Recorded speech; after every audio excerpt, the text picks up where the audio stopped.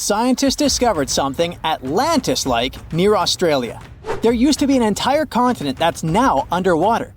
Here's what happened to it. Around 70,000 years ago, during the last ice age, there was a huge landmass called Sahul. It was located in the southwestern Pacific Ocean. This ancient supercontinent connected what we now know as Australia, New Guinea, Tasmania, and the Aru Islands into one giant piece of land. Imagine lush tropical rainforests surrounded by beautiful mountains. Sahul's tallest mountains were in the New Guinea highlands, with peaks reaching over 13,000 feet. This beautiful place was home to a variety of unique animals, most of which were pouched creatures. But back then, they weren't just koalas and kangaroos. Sahul was filled with different types of grazers, burrowers, scavengers, and predators. It was home to a huge diprotodon, a powerful hunter Thiosolio, and a horrifying Megalania, a creature that's much larger than any living lizard today. It was a unique place because the rest of the world was filled with placental animals at the time, like wolves, elephants, and humans. In Sahul, the only normal mammals were bats and rodents. But not all its parts were the same. The Timor, Arafura, and Carpentaria regions were covered by hot savanna and dry forests. It looked kinda like modern Australia, hot air deserts with scrubland, steppe, and temperate forests along the eastern coast. Back then, people were migrating all across the world. They made an incredible journey from Southeast Asia to Sahul and first arrived here from 60 to 45,000 years ago. They mostly traveled by foot and crossed the sea using bamboo rafts and simple boats. They came there from an ancient landmass called Sunda, which includes parts of Southeast Asia. They traveled across a series of islands known as Wallachia and eventually spread across Sahul. And it wasn't a small journey. Sahul was huge, around 4.1 million square miles. That's bigger than the USA or Canada. It stretched from the equator to around the southern part of New Zealand. So they arrived in what is now Australia and became Australia's first people. Scientists think that Sahul had a population of 500,000. We've discovered cave paintings that date back around 40,000 years.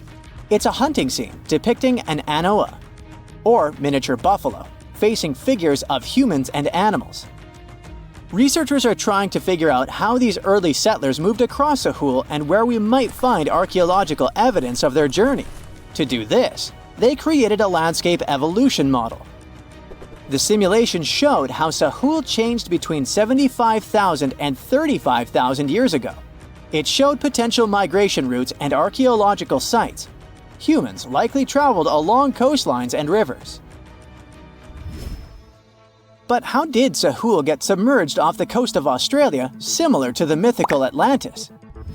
During the last ice age, much of the Earth's water was locked up in large ice sheets and glaciers. The sea levels were much lower than they are today. After that, the global temperatures increased. The ice sheets melted and the sea levels rose, flooding the land bridges that once connected different parts of Sahul together. About 8,000 years ago, New Guinea separated from mainland Australia, and then, about 6,000 years ago, Tasmania did the same.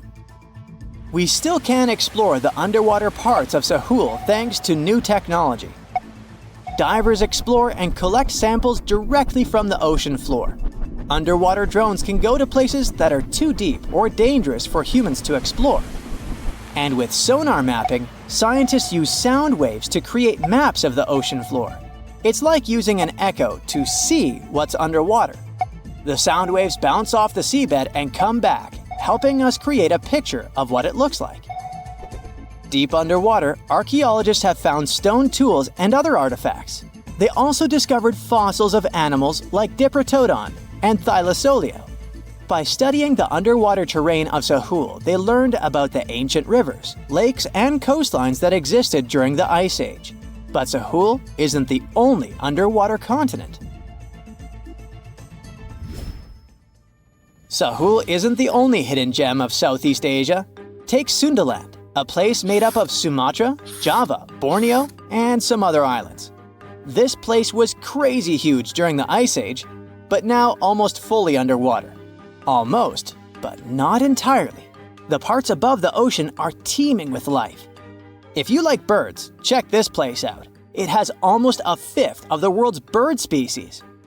You can spot colorful birds like the Java hawk eagle and the Bali starling among the lush forests. It's also a home to a fourth of Earth's fish species. Sundaland's waters are a haven for marine life, even the most exotic animals like the Asian arowanas. It's also a treasure trove of flowers. That's where you can find Rafflesia and Titan arum, the world's largest flowers. This makes it very similar to Zealandia. Zealandia is a long, narrow piece of land about half the size of Australia. It broke from Antarctica about 100 million years ago. Just like Sundaland, it isn't fully underwater. 7% of it stayed above sea level. This sticking out little piece is what we now call New Zealand, along with Stewart Island and some smaller islands. These pieces of Zealandia are lush and warm. They're packed with volcanoes, mountain ranges, beautiful natural geysers, and hot springs. Local people, Maori, use these hot springs for cooking. People place corn, eggs, and vegetables in baskets and lower them directly in the hot springs. Sometimes they cook food in a pit oven using heated rocks. Another hidden world is known as Argoland. This mysterious landmass was once part of Australia, back when dinosaurs chilled around. It drove scientists crazy for decades. They knew it existed because it left a huge stretch on the ancient seafloor, the Argo Abyssal Plain. About 155 million years ago, it broke off from Australia, saying bye-bye. The continent drifted somewhere north, and when it reached Southeast Asia, it just vanished. Scientists had no idea where it went, but recently they finally found its remains. Turns out, poor Argoland's lower parts started drowning into the Sunda Trench, a horrifyingly deep oceanic pit. The Earth's crust sunk into the mantle. Meanwhile, the upper parts of Argoland were pushed upward, grabbing the younger rocks on land. Because of this, Argoland broke apart into a bunch of smaller pieces. These pieces formed parts of Borneo, Java, Sulawesi, and other regions. The remains are buried under Indonesia and Myanmar. Imagine a colossal landmass the size of Greenland, Greater Adria. Its journey began about 240 million years ago when it broke away from the supercontinent Gondwana. It started moving north, and after 100 million years of enjoying the warm seas, it suddenly crashed into Europe and shattered into pieces. Most of these pieces went deep into the Earth's mantle, but some were scraped off and became part of mountain ranges like the Alps.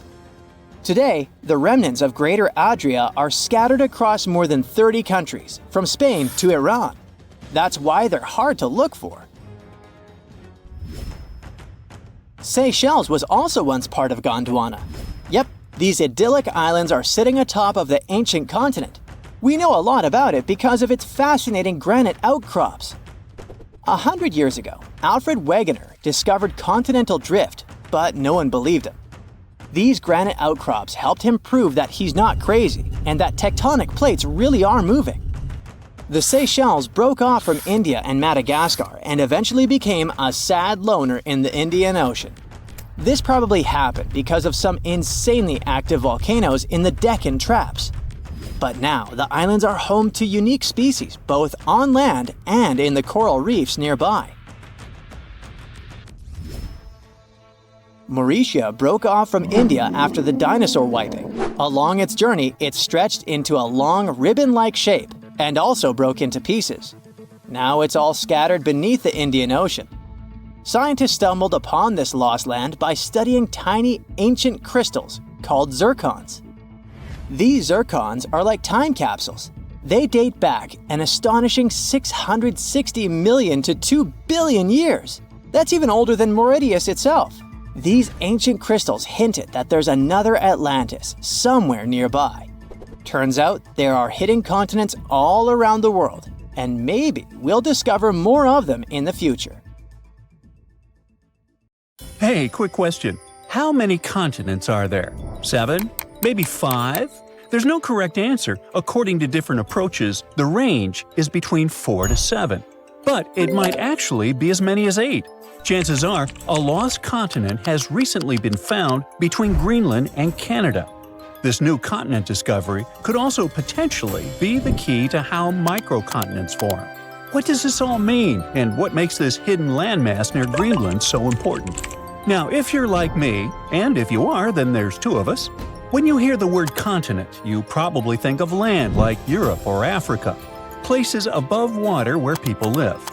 But in science, a continent isn't about being above sea level. It's about what the land is made of. Earth's outer layer, called the crust, comes in 2 main types, continental and oceanic. Continental one is thicker, lighter, and made of different types of rock, like granite. The oceanic crust is thinner, heavier, and made mostly of dark volcanic rock. Now, the discovery under the Davis Strait between Greenland and Canada appears to be a piece of continental landmass, even though it's under the ocean. Scientists call it a proto-microcontinent because it began to break off from a larger terrain millions of years ago, but never quite made it. As tectonic plates slowly shifted, the Earth's crust in this region stretched and cracked. One chunk started to split away, but for some reason, the process stopped. It didn't drift off like a full continent, and it didn't sink like ocean crust either. Instead, it stayed right there, floating beneath the waves all this time. This makes it different from true microcontinents, like Zealandia, which have completely detached and now exist as separate tectonic blocks. Zealandia is a submerged microcontinent near New Zealand. About 94% of it lies underwater, but because it's made of continental crust, many geologists say it qualifies as Earth's 8th continent. However, Zealandia is still debated because it's too big to be a microcontinent, and there's no official global body to define its status. There's no global organization like the UN or some kind of international geology council that can declare, hey, this is a new continent. Unlike Madagascar, which is fully above sea level and widely accepted by geologists as a classic example of a microcontinent, Zealandia is still waiting for a proper label. I know you're probably wondering, isn't Madagascar an island? The simple answer is, it's both. It's the 4th largest island in the world, completely surrounded by water. But it's also geologically considered a microcontinent because it broke off from the supercontinent Gondwana around 88 million years ago and is made of continental crust, not oceanic crust. Unlike volcanic islands like Hawaii, this isn't just built from lava. It's a real piece of ancient continental crust. So Madagascar checks both boxes: island by geography, microcontinent by geology. And that's exactly why these discoveries can be fascinating. Just like Madagascar stands out above the waves, this newly discovered landmass under the Davis Strait stands out beneath them, thanks to its unusual structure. What makes it stand out is its unusual thickness. Most of the ocean floor is thin, like metal. This is more like packed clay, layered with continental materials. Underneath this cozy comforter, scientists discovered some odd layers of rock, unusual because they're not where they should be. These layers act more like the materials found on continents rather than those typically seen on ocean floors. There are hints of granite-like formations and distinct magnetic properties, which suggest that this stuff is similar to what makes up dry land. The size is also remarkable. The proto-microcontinent is about 12 to 15 miles across, which makes it roughly the size of a mid-sized city, like Manhattan Island that's 6,500 feet underwater. The fact that it sits right under the Davis Strait, one of the widest ocean passages on Earth, makes it one of the largest submerged continental fragments we've found. According to researchers, this landmass began to form between 58 and 49 million years ago, when Greenland and Canada were slowly drifting apart. Maybe they just weren't getting along. Hey, it happens. As they pulled apart, the crust under the Davis Strait stretched, and one of the main fault lines shifted. But the breakup didn't finish. Around 48 million years ago, the rifting stalled and Greenland's motion away from Canada slowed dramatically when it later bumped into Ellesmere Island. It's like a car swerving off and then back onto the freeway, a turn that was never completed. That's basically what happened. A chunk of land got stuck between the motion. It didn't float off into the ocean like a new continent, and it didn't get pulled down into the Earth either. It just stayed where it was, stranded beneath the water. But that's not all. This chunk has its own fault system, and scientists say it actually looks like a miniature version of the San Andreas Fault in California.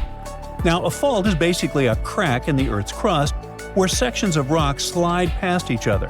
Think of it as a place where the Earth's surface split and tried to slide sideways. In California, this movement still happens today and can cause earthquakes. But under the Davis Strait, it's a different story. The movement started, then suddenly stopped, like hitting pause in the middle of a big shift. It's a frozen moment in the planet's past, preserved right beneath the waves. For geologists, that makes the microcontinent under Davis Strait incredibly valuable. That sudden pause in motion helps explain why some chunks of land break away cleanly, while others twist, stall, or disappear. But this isn't just academic. By studying how continents break apart or stall, scientists can better predict future shifts in land, fault lines, and seismic activity. And predicting earthquakes and geological hazards could prove quite valuable to everyone.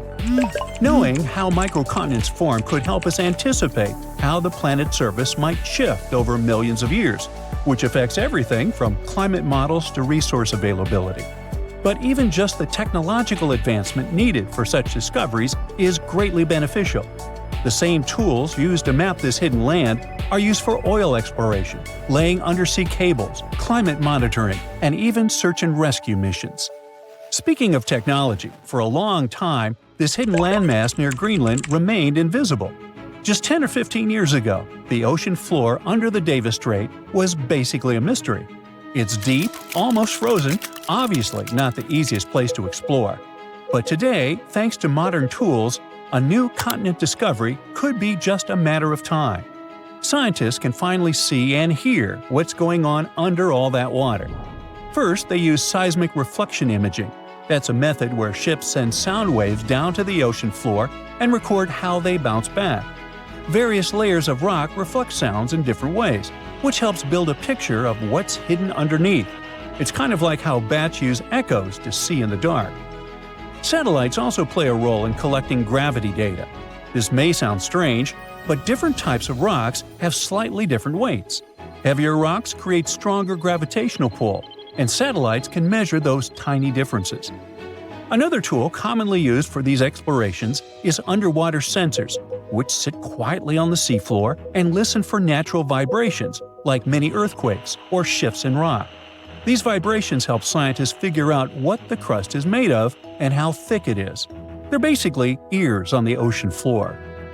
They also most likely used AUVs, or autonomous underwater vehicles, basically robot submarines that can scan the seafloor in high resolution even under thick ice. In any case, scientists are very excited because this new continent discovery is more than just a geological surprise. It's what they call a natural laboratory. The study of the microcontinent Davis Strait offers a rare opportunity to understand how microcontinents form, evolve, and sometimes fail to fully separate. It also reminds us that Earth's crust isn't as neatly divided as we once thought. Beneath the ocean, there may be other hidden landmasses near Greenland or elsewhere, almost continents just waiting to be found. This lost continent of Canada may not have made it as a fully fledged landmass, but its discovery is already reshaping how we view plate tectonics. And thanks to advances in technology, places we once ignored are now offering up secrets about the planet's deep past, and maybe even its future. New Zealand is located in the Southwest Pacific, and it isn't just a country of mountains, the world's quirkiest creatures, and hobbit holes. But here's another cool fact. New Zealand sits on top of a hidden continent that's 94% underwater. That's right, just the tip of a sunken landmass more than half the size of Australia. And with sea levels rising, one question keeps, surfacing.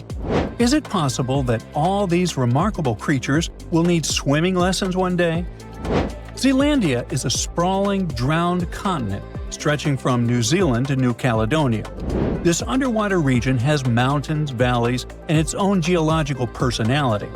But wait, how can something underwater be called a continent? Well, it turns out being underwater doesn't disqualify you from being a continent. It just makes you harder to spot.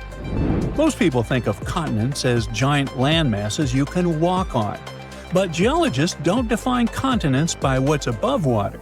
They define them by what they're made of. You see, most of Earth's crust is oceanic, thin, dense, and made of basalt. However, continents sit on continental crust, which is thicker, lighter, and much older. That's the case with Zealandia. Even though it's mostly submerged, it's composed of the same kind of crust as Australia or South America. It has mountain ranges, sediment basins, fault lines, it's not your fault, and even fossils that prove it once had forests and land creatures. Zealandia was above sea level during the age of dinosaurs, and while we haven't found a raptor-like theropod skeleton yet, there's no reason to believe we won't. So how was this discovery made? Since most of Zealandia sits about 1/2 to 1.5 miles underwater, it wasn't easy. We can't drain the region like a bathtub just to take a look. So the answer had to be technology. Scientists used satellites to calculate tiny changes in Earth's gravity to spot what was hiding under the waves. Yep, fun fact, there are satellites that can measure gravity now. For example, NASA's mission GRACE has 2 satellites that find small changes in Earth's gravity. It does this by measuring how far apart the satellites are as they move over different things. Scientists also use sonar to map out the underwater mountains and valleys in 3D. Finally, deep ocean drilling pulled up ancient rock, soil, and even land-based fossils from beneath the seafloor. Physical proof that this wasn't just the ocean floor. Not that scientists use all this tech in that exact order, like following steps on a checklist. It actually took decades of overlapping data from land, sea, and space to connect the dots.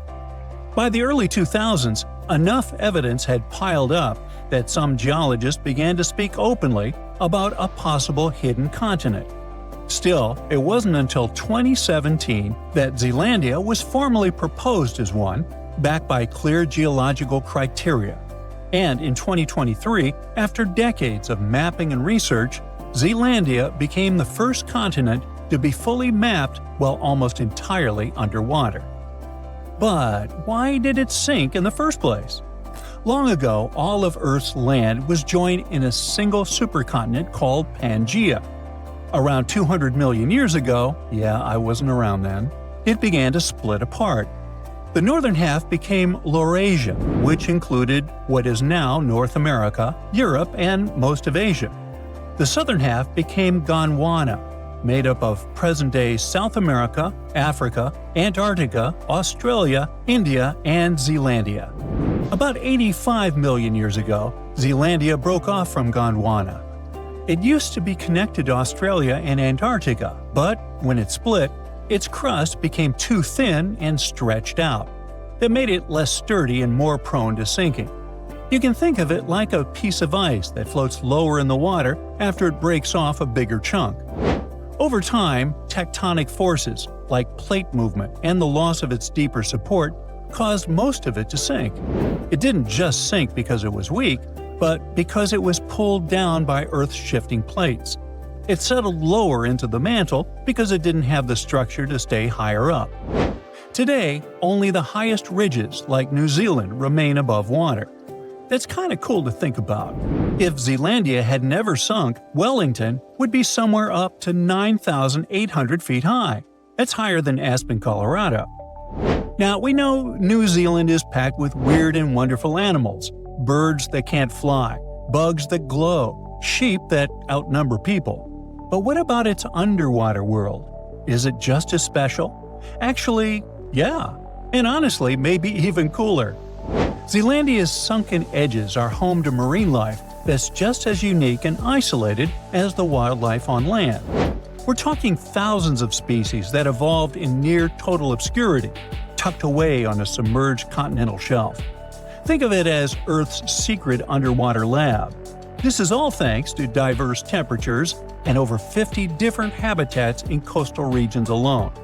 Take fish, for example. Some are delicious, but around 300 species found in these waters are endemic, meaning if you don't live near New Zealand, you'll never see them.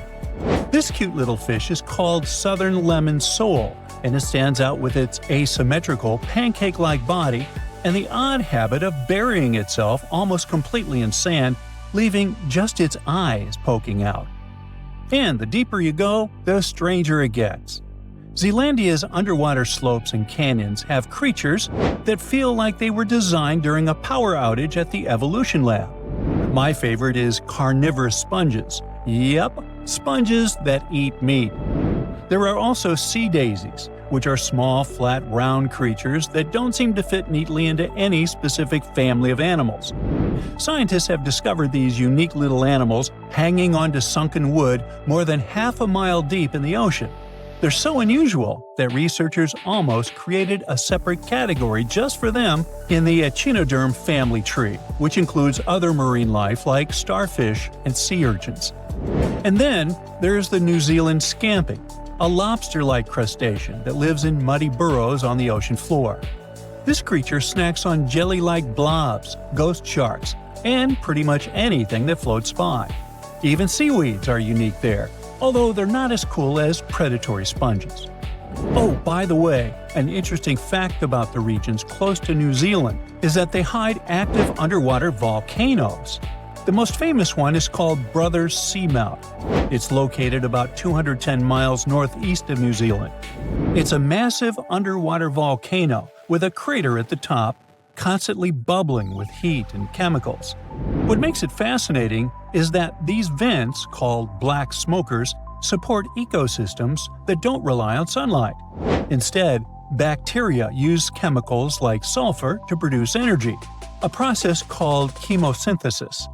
These bacteria form the base of a food chain that includes species like tube worms and deep-sea shrimp, which are adapted to survive in extreme heat, pressure, and complete darkness. That's not typical for most ocean life, which depends on photosynthesis and stable conditions. Brothers Seamount is also loaded with metals like copper and zinc, making it scientifically valuable and, potentially, commercially tempting. So it goes without saying that Zealandia is incredibly important to scientists. It offers a unique window into Earth's geological and biological history. It's like a time machine and a natural lab that helps scientists piece together Earth's history. So, in the end, could New Zealand end up underwater due to water levels rising naturally with each century? If you're imagining New Zealand slowly disappearing beneath the waves, like a real-life Atlantis myth, don't. Even with sea levels rising, that kind of full-on submersion just isn't likely, even in the worst-case scenario. New Zealand's tallest point, Mount Aoraki, stands over 12,000 feet above sea level. For the ocean to cover that, it would need to rise by more than 2 miles. And unless Earth suddenly turns into a water balloon, that's not happening. Okay, but what about sinking? Could it sink like Zealandia did? Zealandia sank because it had a thin, stretched-out crust. It didn't have the strength to stay up. But New Zealand? It's sitting on the sturdy, lifted backbone of the continent. In fact, thanks to tectonic plate collisions, parts of it are actually rising every year. And not just rising, shaking too. Zealandia has active tectonic plate boundaries, which is why the region gets so many earthquakes and volcanic events. So, while Zealandia may be almost entirely underwater, New Zealand is holding its ground, literally. In other words, the Kiwi won't need swimming lessons anytime soon. The world's largest fence spans over 3,100 miles from Queensland to South Australia. If stretched out, it could easily connect London to New York. And if you'd walk next to it, you'd need 6 months to complete the journey. It wasn't built to safeguard the Australian border. Why would it, since Aussies are just surrounded by water? It wasn't meant to protect some important building either. Its purpose is to keep some animal species away from each other. It was back in the late 1800s when Australians started building parts of this fence. They wanted to create a barrier separating the lively, bustling part of the country where cities like Melbourne and Sydney thrive from the harsh, dry outback. They used wooden posts dug deep into the ground, linked up with wire mesh standing about 6 feet tall. Some parts of the fence even have a second electrically charged layer. To make sure this fence did its job, they added some red and white lights to help guard things even at night. A team of over 20 people work full-time to keep things in check here. And every year, local authorities chip in around $750,000 to keep the construction in shape. Why all this trouble? The main reason was dingoes. These gingery, wolf-like creatures are Australia's largest carnivore mammals, and they're also apex predators. They were causing a lot of trouble to local farmers, especially in southern Queensland, where they often go after sheep. For the most part, the fence has been doing its job okay, but it's not foolproof. Some dingoes still manage to sneak through. Other times, wild camels end up crashing into it. That's because Australia has quite a massive camel population roaming around. But this man-made solution did more than locals expected.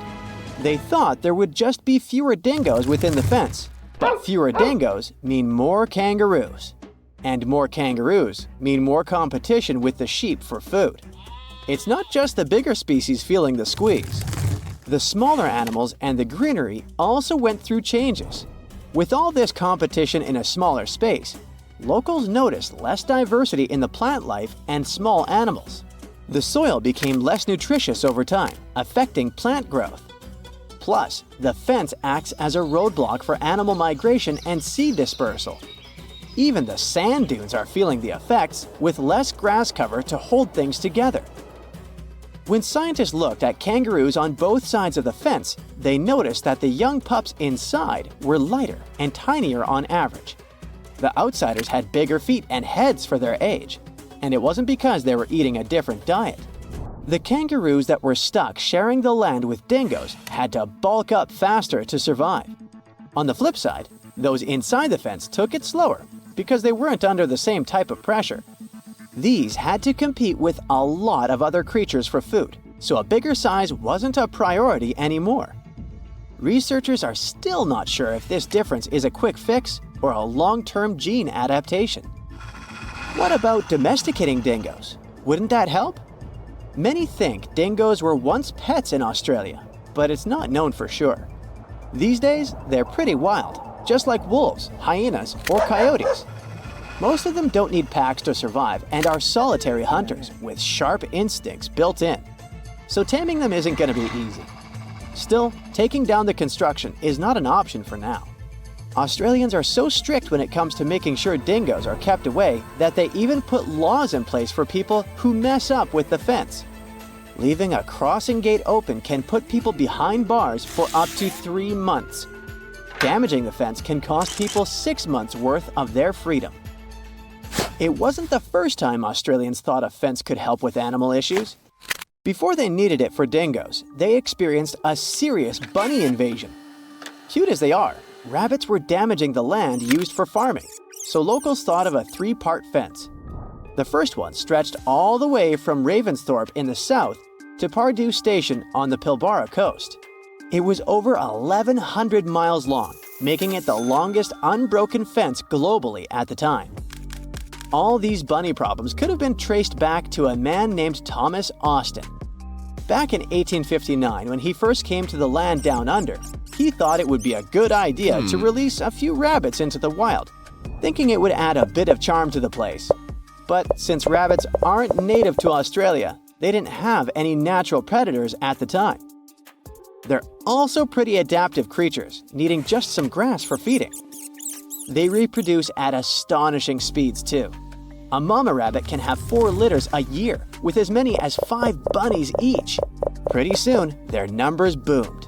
By the late 1880s, the bunnies had caused so much damage that local authorities came up with a proposal.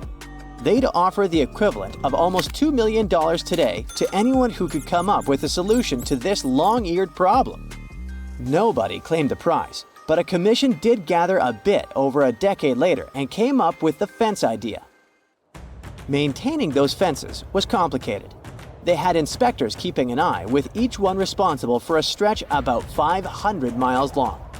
There were also these boundary riders patrolling smaller sections, using bikes at first, then switching to camels or using camels to haul buggies. They even tried using cars at one point, but they couldn't handle the rough terrain and constantly had punctured tires. In terms of its effectiveness, well, by 1902, rabbits were already hanging out on the wrong side of the fence. That's why, 4 years later, they put up another one. It worked for a while, so much so that the local authorities didn't bother helping out farmers past that second fence with rabbit netting loans. Those caught between the two fences, however, still had a rough time dealing with rabbit trouble. Soon enough, rabbits spread even over fence number 2, and it was clear the solution didn't work. In some areas, even while the fences were being built, those sneaky bunnies found their way past them. To this day, the rabbit population still sometimes puts the Australian officials through rough times. The dingo fence may be the longest one, but it's not the weirdest. The aquarium fence in Turkey might take that prize. This 164-foot aquarium fence was built to make sure the expensive villa's ocean view would be visible from every one of its levels. These days, it gathers a lot of tourists from all over the world, eager to see the variety of fish it contains, and even the octopuses. Putting up a see-through structure wasn't hard. The real challenge was connecting the aqua fence to the Aegean Sea through a buried pipeline stretching across 13,000 feet of land. This ensures water constantly flows, keeping the aquarium clean and the fish happy.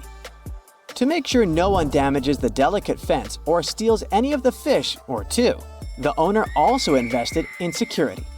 He installed a network of 17 cameras equipped with facial recognition. Visitors are free to look and take pictures, but step too close and you're likely to trigger alarms. Another one of those weird fences is New Zealand's bra fence. If you ever find yourself through central Otago, you might stumble upon a fence adorned with bras of all kinds of shapes, sizes, and patterns. Its story takes us back to 1999, when people in the area found 4 bras mysteriously hanging on the fence near Cardrona Valley Road. Some were a bit surprised, but then others started adding their bras to the decor. Some more bras appeared, and it became a must-see spot for tourists.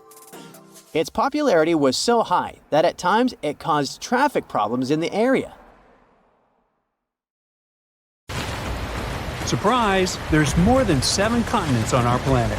Argoland, a hidden continent, may help us understand how our planet will look in the future. To find out how it hid from us and what secrets it holds, well, you'll just have to keep watching. Ready for a mystery? Scientists have been looking for a piece of land that's been missing for over 100 million years. Not exactly newsworthy, since people search for information about our planet's history all the time. You'd think it was probably this minuscule island somewhere in the middle of an ocean. Well, you'd be wrong, because this continent used to be as big as the entire U.S. territory. For a long time, geologists have been wondering whether a massive chunk of contemporary Australia vanished into thin air. Some believed it was simply hiding somewhere on the ocean floor. But thanks to some Dutch specialists and 7 years of investigating, we now know there are bits and pieces of this lost land mixed underneath the lush jungles of Southeast Asia. The continents we see in our geography manuals these days are like scattered pieces of a puzzle. There's even a nice experiment you can conduct to see for yourself. Find a world map online and print it out. Cut out all of the continents and play around with them for a while. You'll see they all fit together. Probably the most striking thing you'll see is how South America perfectly fits near Africa. If you close up the oceans that were formed in the last 200 million years, the continents look like they form a giant letter C. And that C is what scientists call the supercontinent Pangea. It was swimming in an ocean called Panthalassa, and the inner portion of that letter C had a smaller stretch of water called the Tethys Ocean. It is in this small ocean where things get interesting. Back in the Jurassic period, this vanished continent, which scientists started calling Argoland, vanished and left a hole in Australia, now known as the Argo-Abyssal Plain. Geologists initially believed this was all due to a process called subduction. It's when one piece of the Earth's crust dives under another and recycles it into the planet's mantle. Usually, specialists track this continental vanishing through off-scraping. That's how they figured out, for instance, that India bumped into Asia and gave us the majestic Himalayan mountains. But for Argoland, things were a bit more complicated. Bits and pieces were popping up in places like Myanmar and Indonesia, but they behaved like these time-traveling relics, looking way older than when Argoland supposedly separated from Australia. It immediately raised the question, if one continent can behave so weirdly, how many others are out there doing the same? Thankfully, scientists have now put together the entire timeline of Argoland and figured out its mystery. It didn't sink or get swallowed up. It simply transformed into an archipelago, breaking into smaller pieces, called microcontinents, and floating away from Australia. These mini-continents then took a little journey before settling down in Southeast Asian jungles. This discovery fits right into the whole Pangea puzzle. It helps us better understand how continents break up and make up, all in one discovery, revealing secrets of biodiversity and climate back from in the day. If you'd like to find out more secrets about history, civilization, or random day-to-day objects, be sure to like this video and subscribe to the channel. Like, for instance, the mystery behind this invisible species line in Indonesia. It's called the Wallace Line, named after the British explorer Alfred Russel Wallace. Over 150 years ago, Wallace was on a journey around the Malay archipelago, visiting thousands of islands. What he found was that animals on one side of this invisible line were considerably different from ones on the other side. This invisible line is like a wall between marsupials and tigers, for instance, or honey-eaters and trogons. But now we know that around 35 million years ago, Australia broke up with Antarctica and collided with Asia, and this continental love triangle triggered significant changes. It didn't just change the way the land looked, it also messed with the species of animals on each side of the Wallace Line. In more recent times, a bunch of specialists published a study saying this collision and climate chaos made Asian species comfy living in the Malay archipelago. Meanwhile, the Aussie animals weren't as happy with the new environment. It was too hot and wet for some, and others just couldn't handle the tropical island lifestyle. The discovery of this continental shift towards Asia might also explain a recent finding of a human species that didn't seem to make any sense either. You see, in this hidden cave in the Philippines, archaeologists stumbled upon a new human ancestor. It seems that about 50,000 years ago, on the island of Luzon, there was this ancient human-like species. The lead researcher believed this finding was crucial for understanding human evolution in Asia, and it named this new species after the island, Homo luzonensis. Now, here's where it gets a bit confusing. The bones found by archaeologists had one small problem. They had a weird mix of traits that hadn't been seen together in any other hominid species. Smaller teeth, similar to ours, yet hands and feet that were more like our ancient humanoid ancestors. It was those throwback limbs in particular that connected this human species with the long-lost Southern Territory. That's because they have this primitive look, like these hard-to-pronounce guys, for instance. Only these two species are separated by 2 to 3 million years of time in evolution. Many have wondered, is Homo luzonensis really a new species? Not everyone is convinced. But it may also explain why living creatures are also affected by the constant shifting of the land underneath us. Now, just because they haven't changed much during our lifetime, it doesn't mean our continents will look like this forever. They evolved from this large megacontinent, and they'll most likely end up in a similar position in the future. On that note, a geologist from a European university tried to predict the future of Earth's supercontinents. As a starting point, he used an earthquake that occurred in Portugal back in 1755, when tectonic plates behaved a bit differently than they should have. After years of research, he came up with a theory in 2016. He believed that the stitches between these tectonic plates might be coming apart, setting the stage for a bigger rupture. It's like when glass cracks between two holes in a car windshield. If this happens, a subduction zone could stretch from the Mediterranean all the way up past Ireland, bringing volcanoes, earthquakes, and new mountains to these areas. If all goes according to this plan, the Atlantic Ocean will disappear, and so will the Pacific, turning into one large stretch of water. Instead of the 7 continents we know today, we'll get a new supercontinent, which he called Arica, because it would have Australia and the Americas at its heart. Now, it's not the only possible scenario, though. Novo Pangea might be another, and it's easy to foresee. The Atlantic stays open and the Pacific closes. Then there's Amasia. For this one, you'd have to imagine the Arctic Ocean closing and the Atlantic and Pacific staying open. Everything shifts to the north around the North Pole, except Antarctica. One final scenario would be called Pangea Ultima. Slow down the spreading in the Atlantic, and a new subduction plate pops up on the America's east coast. Well, either way, if all the continents collide in the future once more, some say it won't be fun to experience. It's believed that in around 250 million years, we'll feel like we're being trapped in a sweltering, soggy plastic bag. Weirdly, that bag will be the best place to live on Earth, the coastal areas. As for the inland spots, they'll be sizzling, like a desert on fire. Many of the species of animals we know today might not make it. As for us humans, we'll need to be creative if we want to withstand the heat. We should be thankful, though.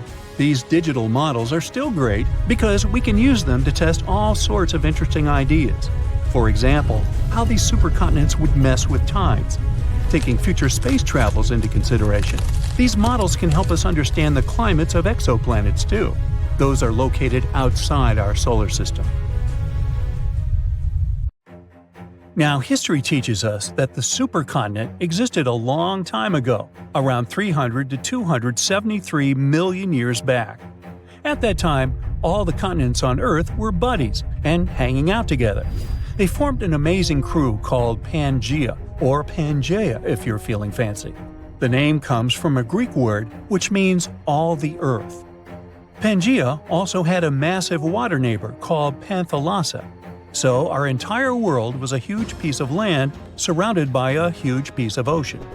The megacontinent looked like a giant sea, stretching between the tippy top and bottom of our planet. But as stories go, things changed. About 200 million years ago, in the early Jurassic epoch, like dinosaur times, Pangea decided to throw a breakaway party. Forget about the old ideas of continents just drifting around like big icebergs. It split up into smaller chunks, forming the continents we know today. Oh, and it created the Atlantic and Indian Oceans as a bonus. Pangea's tale was first told by a German weather expert named Alfred Wegener in 1912. But how did he learn about something that happened so long ago? Imagine the Earth's core as a big, cozy fireplace, giving off heat. This heat creates special swirling currents in the Earth's outer shell. We can think of it as the Earth's crust, which looks like a big puzzle with many puzzle pieces. The hot currents make these puzzle pieces, called crustal plates, move around. Sometimes they push apart, sometimes they crash into each other, and sometimes they slide past one another. It's like a fantastic dance party that goes on beneath our feet. One day, Wegener looked at the shapes of the continents and thought that, hey, those coastlines of South America and Africa kind of fit together. And they really did. So he imagined that way back, all of the continents hung out together as one big landmass. But he couldn't just go and say that without any proof. So how do we know Pangea really was a thing? Well, there are some clues that brought us to this amazing discovery. One clue is like when you put a puzzle together and the pieces fit just right. Take a look at the shapes of today's continents. You'll notice that they could fit together almost like a perfect match. Obviously, their shapes changed over time. It happened millions of years ago, and since then, the shores of continents have been washed by waters for years. But even so, we can still see how well they fit together. Another clue comes from checking out fossils. We know that ancient animals left a lot of fossils behind. That's how we learned their history and what species there were. But when scientists compared fossils found on different continents, they found something interesting. These fossils look similar.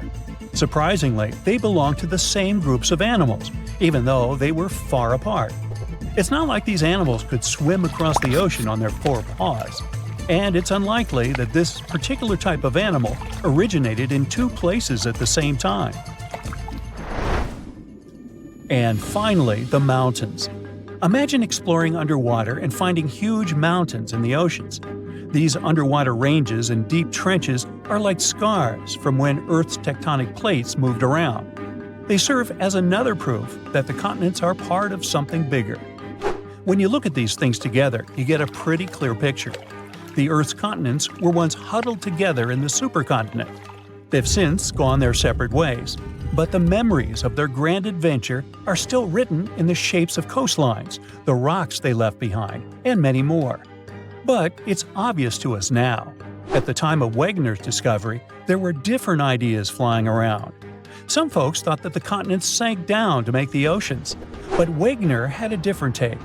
He thought that the continents are always on the move. He even came up with a fancy phrase, continental drift, to explain it. Later, he was joined by another scientist named Alexander du Toit. He added a little twist to the story, suggesting there were two original continents, Laurasia in the north and Gondwana in the south. But the real party didn't start until the 1960s, when scientists figure out the secret ingredient in this recipe, plate tectonics. And finally, this theory explained everything Wegener and du Toit talked about. Wegener's theory was proven correct after 50 years. As time passed, we learned more and more about our planet. We found out that the Earth used to have multiple supercontinents. Before Pangea, there was a megacontinent called Rodinia around 1 billion years ago. And later on, Pannotia joined the scene about 600 million years ago. What's interesting is that the continental drift story is far from over. Our continents are always on the move. Africa is giving Europe a friendly bump, and Australia is playing a game of bumper cars with Southeast Asia. You know what's on the horizon? Another supercontinent. So, how will this next supercontinent come together? Well, there are 4 major possibilities: Novo Pangea, Pangea Ultima, Orica, and Amasia. These might sound like superhero names, but they're actually ways the puzzle pieces could fit. Let's look at them all. First, Novo Pangea. You know how there's the Atlantic Ocean on one side and the Pacific Ocean on the other? Well, if these oceans keep doing what they're doing now, the Atlantic will keep opening up while the Pacific squeezes in. If that happens, the Americas, North and South America, will give each other a big high five. And Antarctica, that icy land way down south, will join the fun too. It'll be drifting northward. Next, Pangea Ultima. In the future, the Atlantic Ocean might get tired of being so wide. It might decide to slow down and shrink a bit. The Americas and the northward drifting Antarctica will probably crash into Africa and Europe. And just like that, a brand new supercontinent forms. There are these spots where the ocean floor is sliding underneath the land. It's like a secret underwater passage. These spots are called subduction zones. So if these secret tunnels will be spreading and spreading all along the east coast of the Americas. The Americas, Europe, and Africa might come together again, and they'd form a supercontinent. This supercontinent would be surrounded by the Pacific Ocean. The next possible supercontinent is Orica. In this scenario, the Pacific and Atlantic Oceans might decide to take a nap and close up. But don't worry, because when one door closes, another opens. In this case, a whole new ocean would pop up to replace them. Imagine a big crack in the ground cutting through Asia, like a zipper opening up. This crack is called the Pan-Asian Rift, and it would become a brand new ocean. With this new ocean comes a new supercontinent, Orica. Australia is currently drifting northwards, like it's trying to find a nice spot at the center of our planet. East Asia and the Americas might join in from both sides. After that, Europe and Africa might link up with the Americas, and boom, Orica. And finally, Amasia. It might form if some of the tectonic plates go north. They can take continents like Africa and Australia along for the ride. They'll be hanging out around the North Pole. All the continents except Antarctica might come together. And even though they might gather around the North Pole, they won't close off the oceans. The Atlantic and Pacific Oceans would still be open for business. How this grand reunion happens depends on the Earth's tectonic movements. So far, we believe that Novo Pangea is the most likely scenario. It also depends on what exactly happened to Pangea after it broke apart. And when the new supercontinent appears, what's going to happen with the weather? How will the ocean behave? And what about the animals and plants? These questions all light up our minds. Who knows? Maybe someday our descendants will look at the world map and see this incredible journey come full circle. So keep asking curious questions and stay tuned for the next 100 million years. Do you know how many continents there are on Earth? That's an easy one, 7. But wait a second, aren't Europe and Asia one large continent, Eurasia? It looks so when you look at the world map. Well, scientists think differently. They don't just look at bodies of land sticking out of the sea. Geoscientists study the types of rock that continents are made from. When you see the world from their perspective, the number of continents actually increases. Yes, they are not a myth. Lost continents exist, or at least they used to. They are hiding under other land masses. Peekaboo! Researchers have recently discovered one continent just like that. It's called Greater Adria. Sound familiar? Yes, it has something to do with the Adriatic Sea. This lost continent is completely buried under Europe. It collided with Europe and started to sink under it a long time ago. Today, it lies beneath Italy, Greece, and the Baltics. Its size and even shape match that of Greenland, the world's largest island. But how did geoscientists find Greater Adria? It's no longer visible, but it left some clues. Parts of it were embedded in the Alps. Other chunks were incorporated into present-day Italy and Croatia, on the other side of the Adriatic Sea. Limestone rocks from the former continent started to change once they were under the European landmass. Tremendous heat and pressure spread over tens of millions of years changed their structure. Out goes the limestone, in comes the marble. All the Greek and Roman temples you admired on your summer vacation were constructed using this marble. It was sort of a going-away gift from a long-lost continent. Greater Adria camouflaged itself well for thousands of years, but other lost continents were hiding in plain sight. Have you heard of Earth's 8th continent, Zealandia? Probably not, because it sits under the surface of the Pacific Ocean. 95% of Zealandia is now underwater. Can you guess where exactly? Its name is a good hint, under New Zealand.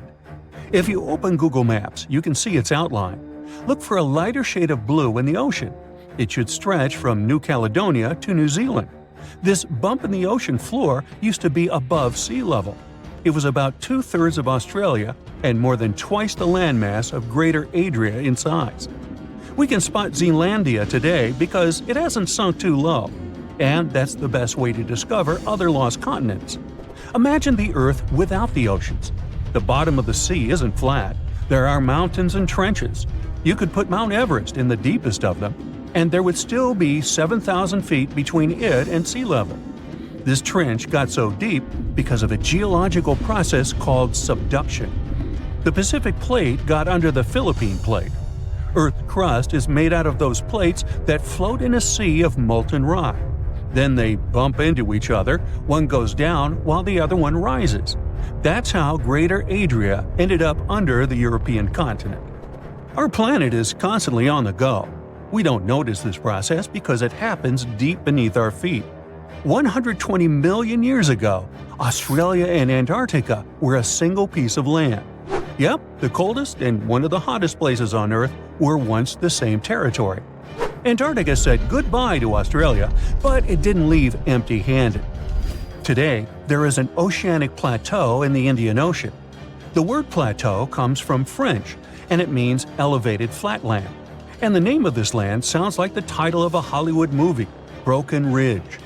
Long ago, it was connected to another lost continent. Scientists believe that it made a land bridge between India and Antarctica. What was this land like? The answer possibly lies in a tiny archipelago in the southern Indian Ocean.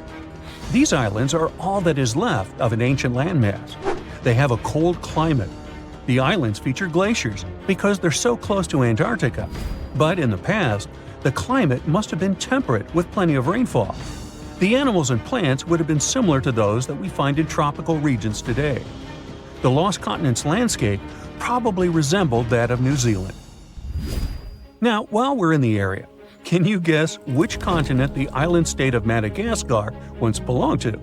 If you guessed Africa, sorry, you were wrong. Hey, don't feel bad. Look up and to the right of the map. The correct answer is India. Some 120 million years ago, I wasn't around then, India separated from the African continent and went northeast. Madagascar wasn't quick enough and ended up as an island off the southeast coast of Africa. But there is evidence of an even greater landmass, the lost continent of Mauritia. Scientists found traces of the ancient landmass under the island of Mauritius. Today, it's a tourist hotspot, but millions of years ago, it was a real hotspot, volcanoes and all. That's how scientists were able to retrace the steps of Mauritia. They found a mineral that exists in rocks which lava spews out after an eruption. The long-lost land once covered the area from Mauritius to the west coast of India. Imagine if that land existed today. It would form a great mix of Indian and African cultures. The local dishes would definitely be spicy. Now, speaking of spicy, have you had Indonesian food recently? Just 50,000 years ago, Southeast Asia looked much different. There was no Sumatra, Borneo, Java, or even Australia. Just Sunda and Sahul, two continental masses that were divided by a deep water trench. You had the extension of mainland Southeast Asia on one side and the greater Australia on the other. Back then, Bali stood at the southernmost tip of Asia. Biologists were among the first scientists to notice the split. Species develop differently on Sunda and Sahul. That's why Australia has unique animals, such as the kangaroo, wombat, and platypus. And did you know that a giant kangaroo once roamed the island of New Guinea? That's because, up until the end of the last age, there was a land bridge to Australia. Today, the two islands are separated by the Torres Strait, but it's quite shallow, less than 65 feet. It's a reminder that this was once a single landmass called Sahul. Another ocean strait that isn't too deep separates Asia from North America. The Bering Strait sits today in the place of Beringia. This ancient landmass wasn't that big. It stretched 1,000 miles from north to south. That's just a third of the driving distance from Los Angeles to New York. Beringia was important for another reason. During the Ice Ages, it connected the whole world. Water levels were 300 feet lower than they are today. If they went even lower, you could walk from the Cape of Good Hope in Africa all the way to Cape Horn in South America. Talk about the ultimate backpacking route. Today, you can hop on an airplane and fly to pretty much any place on the globe. The world has never seemed smaller, has it? Well, it has. Some 300 to 200 million years ago, we were all one world, literally. Pangea was a supercontinent that included all of the continents. Its name is in Greek, and it simply means all Earth. But Pangea started to crack up. The biggest gap formed between the Americas on one side and Europe and Africa on the other. Seawater soon started pouring in, and that's how we got the Atlantic Ocean. This process is by no means over. While you are watching this video, North America is drifting further and further away from Europe at the rate of 1 inch per year. Doesn't seem much when compared to the average human lifespan, but in the end, all the continents will reconnect with each other, forming a supercontinent. And it wouldn't be the first time in Earth history that this happens. Honestly, I'm not going to wait around for that. Now, at first glance, it seems like we're on a giant raft called a continent that's just floating around on some molten lava until it hits another continent. Okay, let's make a quick stop at high school science class. Ooh. Our home planet is like a cake with different layers of ingredients stacked up on top of each other.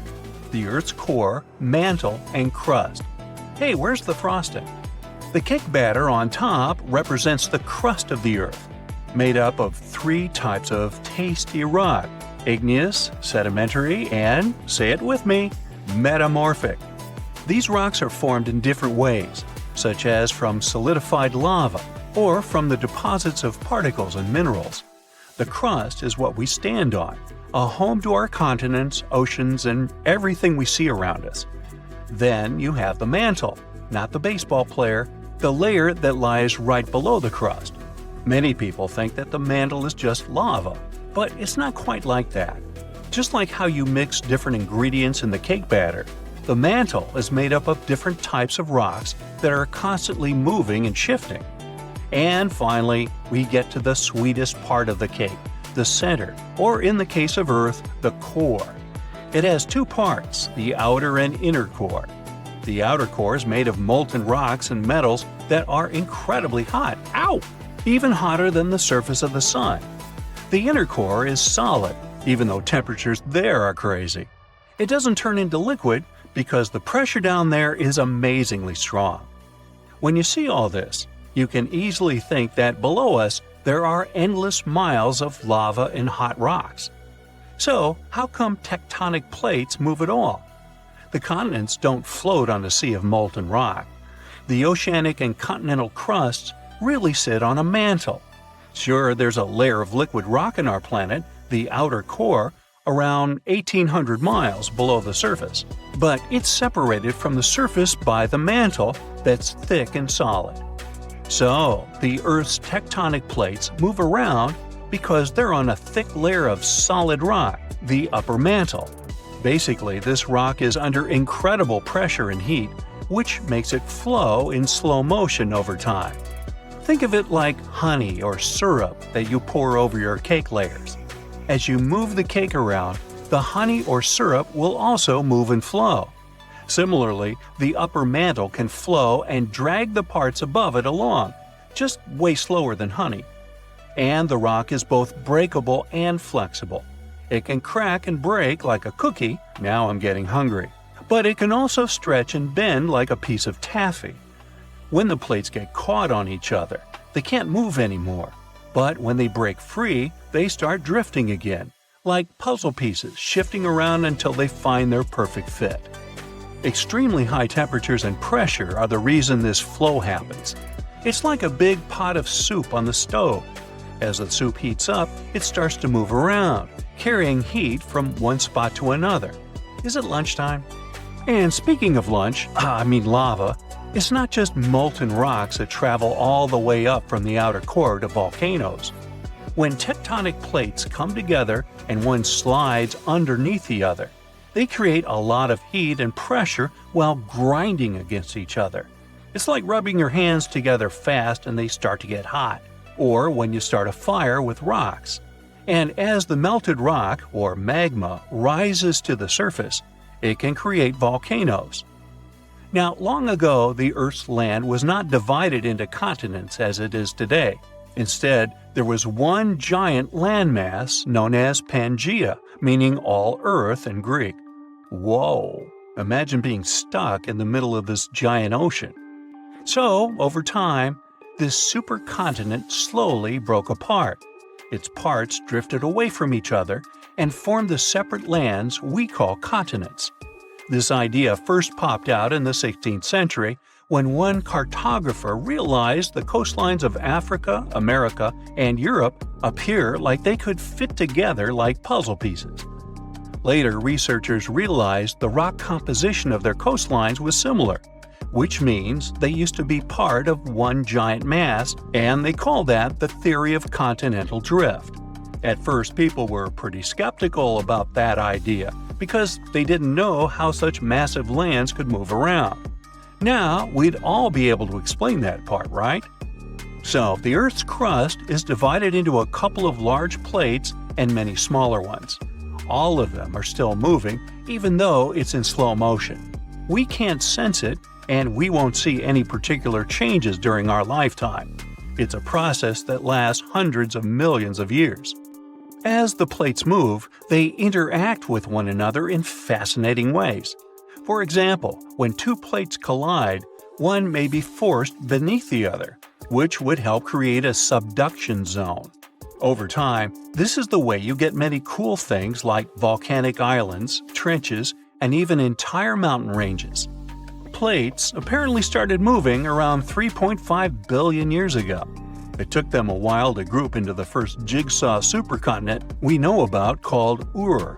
Today, its remains make up parts of Madagascar, India, and Australia. Pangea formed 335 million years ago, but it probably won't be the last continent that will form. So, some new generations in the distant future could live on something called the next Pangea. When the oceanic crust of the Atlantic Ocean slowly takes its place under the continental crust, the oceanic basin of the Atlantic is going to close, which is why the continents will end up pulled together. This means the Americas will meet Africa, and Eurasia will be flipped on its side. So, people might live on a giant landmass in the shape of a ring, clustered around the inner sea, or at least what's left of it. Or maybe continents will take another direction and make up a different jigsaw puzzle called Amasia. In this scenario, the Americans will drift westward, fuse with Australia, and pivot to around Siberia. And then there's more. Novo-Pangea is the option where the Americas swing together to embrace Antarctica and Australia, and Africa legs off to the northwest. Basically, all continents here get together to form a giant landmass that stretches from one pole to the other. Ready for one more? Nah, come on. A recent projection called Eureka gives an idea similar to Novo-Pangea. It's just that all continents here unite to become one gigantic land that clusters around the equator.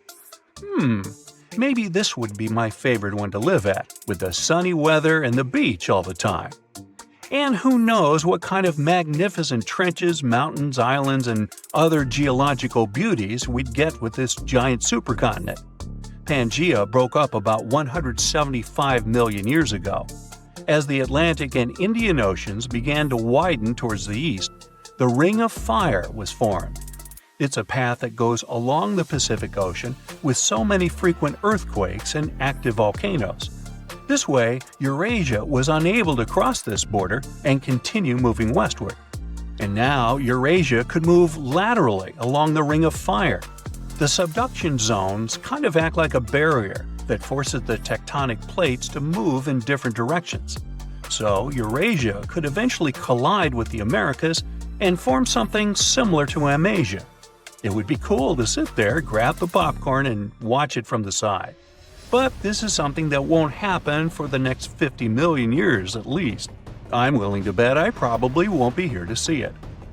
Different theories talk about different positions where this new supercontinent might end up one day.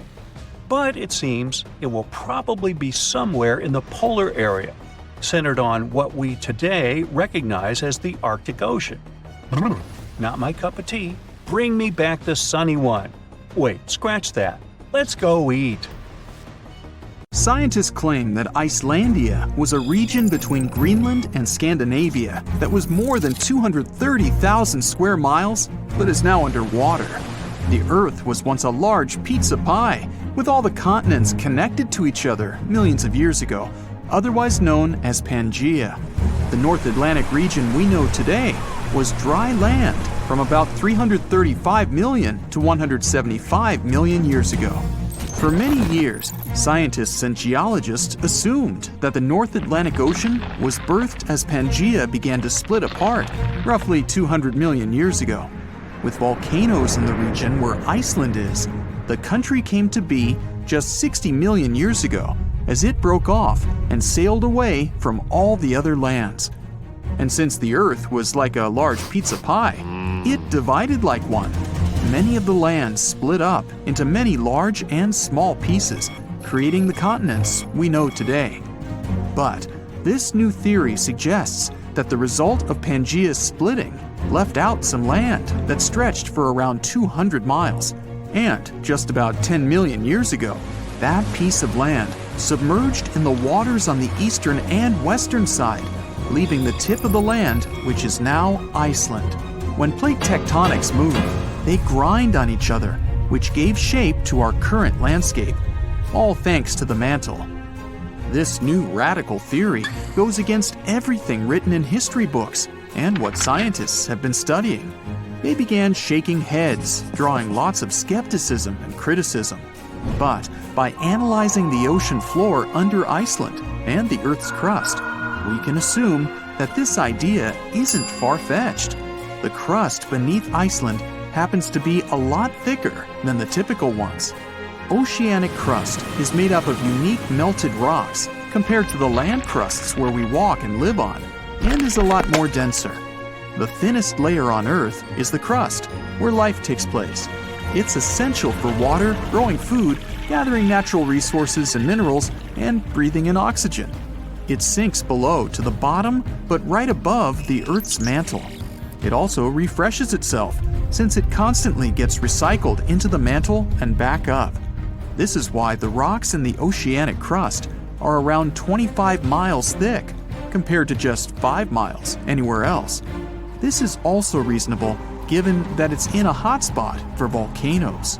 Magnetic surveys of the ocean floor show layers of molten crust in stripe patterns. Also, given the fact that the Earth's magnetic field changed its polarity over millions of years, it played a role in shaping the foundation of our landscape. But there isn't any concrete evidence to prove this new theory just yet. One of the first steps is to start digging the ocean floor near Iceland. Zircon is a very sturdy mineral that can last for billions of years despite erosion in the Earth's crust. By taking samples and studying them, researchers can estimate the geological age of the continents. This will make sure the crust is oceanic, which is thicker, or continental, which is the regular crust we walk on. This isn't an overnight project and would come with a hefty cost. Another way is to do seismic surveys that can measure echoes conducted on research ships. Drilling holes miles deep in the crust can also help with the research. But this would cost more than studying the zircon minerals. Some fossilized plants unique to both Scandinavia and Greenland might prove that Icelandia was once on the surface and possibly scattered with trees. It wasn't a cold land as it is today, so it may have had forests. But scientists still haven't found fossil evidence of animals common in both lands to suggest anything. But maybe time will tell. The theory goes deeper, which suggests that there was a greater Icelandia. With Iceland, Ireland, Britain, Scandinavia, and Greenland all in one microcontinent, it could be a destination of winter enthusiasts and great for skiing. It could be possible to connect Canada to Greater Icelandia by train over the ocean, which would open up the economy even more. Iceland is around 40,000 square miles, which is already quite big. And if the Greater Icelandia was present today, then Europe would be a completely different continent. Many theories are circulating about other possible hidden microcontinents around the world. Scientists aren't certain of the possibility of Icelandia's existence, but if all the studies conducted were done correctly, then the theory could change everything we know about Iceland and the North Atlantic Ocean. And this could pave the way for other sunken microcontinents around the world. Another theory out there is that New Zealand was the tip of a lost subcontinent, even bigger than Icelandia, called Zealandia. Studies show that it's separated from the supercontinent Gondwana between 79 to 83 million years ago. Scientists claim that it's the thinnest and youngest continent discovered underwater. Craton is a core rock that acts as the main foundation for most continents. It's at least 1 billion years old, but the continental crust that makes up Zealandia is just half of that, which makes it quite young. That means some craton is missing, even though it holds some leftovers of older rocks and parts of the mantle. They're estimated to be as old as 2.7 billion years old. Scientists did some studies on the zircon crystals from New Zealand and found out that they're as old as 1.3 billion years old. The rest of the continents are more than 3 billion years old. Scientists studied the composition of the rocks in the bottom of the ocean around New Zealand. They're made up of silica and granite, which are found in continental crusts. The ocean floors mainly have magnesium and iron-rich rocks. They're also thicker and higher than regular ocean crusts around it. They conducted some studies and collected magnetic and topographic data to see the link between the Tasman and Coral Seas in the Cato Trough region. This is the narrow strip between Zealandia and Australia. Satellite data tracked tiny faults in the Earth's gravity to map out the crust of the ocean floor surrounding the area. They saw the mass that makes up Zealandia quite visible and almost the size of Australia. Even though the signs are there, this doesn't prove anything. It's possible that there are a bunch of microcontinents which all split apart when Australia broke free of Gondwana. Back then, the supercontinent was made up of South America, Antarctica, Australia, Zealandia, Arabia, and the Indian subcontinent. New Zealand is already not the biggest country out there, but if the theories are correct, then Zealandia will be 6 times its original size. Mauritius is a young island that's only a few million years old. Just 1,200 miles off the coast of Africa, it's believed that the tiny island came to life around 9 million years ago. The underwater volcanoes in the region spewed out so much lava that it formed the land today. But scientists found zircon rocks that are more than 3 billion years old. It may also be part of a continent submerged underwater called Mauritia, which is just a quarter of the size of Madagascar. The zircons they found were embedded in solid rocks and not just in the sand, which may rule out that they just washed up on shore from another continent. Some scientists are still not convinced. They suggest that discovering rocks that stand out from the other typical ones brought by an eruption could skew the scientific community to this theory. But just like how Icelandia could be part of Greater Icelandia, Mauritia was once called Rodinia, which consisted of India and Madagascar. Theories suggest that Mauritia was covered in water when India broke away from Madagascar, something like 85 million years ago. I'll bet you've heard of the lost civilization of Atlantis sinking into the waters off the coast of ancient Greece. The story is supposed to be a myth, but have scientists finally found the lost city? Not sure about that, but they did find a lost continent. Wait just 1 minute. I've lost socks, keys, and even a few marbles. But how careless do you have to be to misplace an entire continent? We'll have to ask our planet about that one. Earth lost what was called Greater Adria between 100 and 120 million years ago. So, how did that happen, and where did it go? The only way to describe the process would be kind of like a snake slipping through rocks or going down into a hole. It's easier to imagine losing a continent when you think about how hard it is to find a snake that's escaped your curious stares. Most snakes don't leave trails. In fact, if you weren't around 100 million years ago to watch that snake slide beneath a boulder, and I wasn't, you'd never know it happened. Just like scientists might never have found Adria if it weren't for the snakeskin, the mountains. Let's say your fleeing snake slithers under a rock. It's long past due for a shedding, so its old skin scrapes off and bunches up right there in that tiny space between the boulder and the ground. That's what Greater Adria did. When it broke off from a humongous landmass known as Gondwana, stick around for more on that here in a few, the Greenland-sized chunk headed north. When it eventually crashed into Europe, it slipped under and caused the meeting place of the two continents to fold and scrunch up.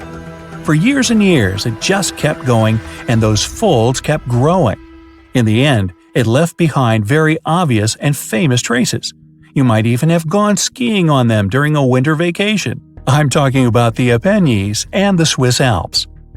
Professor Douwe van Hinsbergen, the geologist who led the research team responsible for this colossal discovery in September 2019, has his own analogy. He compares this folding action to what happens when you stick your arm into a small space and your shirt sleeve can't fit through. It bunches up, and those bunches are like the mountain range. You might be wondering if other mountain ranges have similar origins. They do.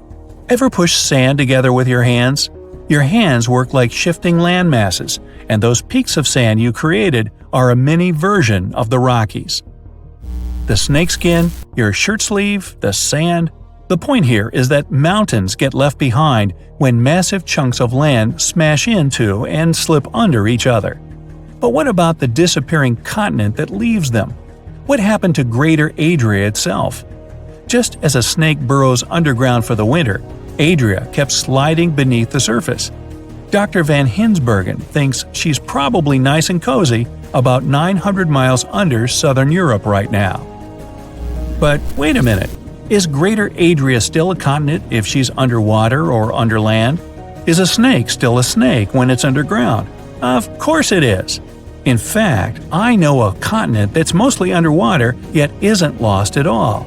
Ever heard of Zealandia? It's also called the New Zealand continent or Tasmantis. It looks like an archipelago, which is a string of islands. But if you peek under the water, you'll see that it's really one continuous piece of submerged land with mountaintops poking out over the surface. Those peaks are the islands. Zealandia is categorized as a microcontinent, which then begs the question: what is a continent anyway? That's a matter of some debate. In fact, we Earthlings can't even agree on how many continents, not counting the lost and micro ones there are. Generally, a continent is an enormous landmass. If you're from the US, you heard that there are 7 of them: Africa, Antarctica, Asia, Australia, also called Oceania, Europe, North America, and South America. European school kids, however, combine Europe and Asia into Eurasia, so they only learn 6 continents. South Americans also recognize 6, but they keep Europe and Asia separate and combine North and South America instead. What's even stranger is that everyone seems to agree that Australia is a continent, while Greenland isn't, and has to make do with the title of World's Biggest Island. Poor Greenland. This all has something to do with the tectonic plates that lie beneath the continents, but that's a discussion best left for another video. So, where did all these continents come from in the first place? Well, if you've ever looked at a globe or a map, you probably noticed that the 2 great landmasses surrounding the Atlantic Ocean, North and South America on one side and Europe and Africa on the other, seem like puzzle pieces that could be pushed together to form one even more gigantic mass. You might also know that there's a name for that mass: Pangea. Scientists think Pangea, a supercontinent if there ever was one, broke apart 175 million years ago. But not into those 2 big left and right puzzle pieces we have today. Instead, the split probably ran horizontally, leaving a connected North America, Europe, and Asia on top, a mass called Laurasia, while South America stuck it out with Africa, Antarctica, and Australia in a mass known as Gondwana. Yes, that very one that Greater Adria would break free from later on. So, if you took all of Earth's land masses, continents, microcontinents, islands, and archipelagos, and squished them together, would you get the original blob of land known as Pangea? Nope. Not only would you be missing the parts of continents that lie underwater, like the masses connecting archipelagos, you'd also be missing all the ones lost over time. Oh yeah, there are others besides Adria. Scientists are looking for them, and they've already found some. One of those lost continents is the Rio Grande Rise. It's a stretch of underwater seamounts that's been dubbed Brazil's Atlantis. Greater Adria lay somewhere between North Africa and southern Eurasia. Hey, that's right around the Mediterranean Sea, and the Mediterranean is where Greece and Athens are. So, Greater Adria must have been Atlantis, right?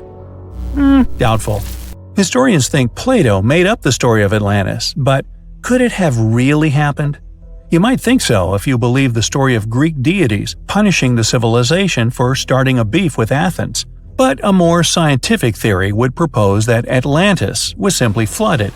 Or perhaps it could have been one of the islands scraped off and left behind when Greater Adria dove under Europe.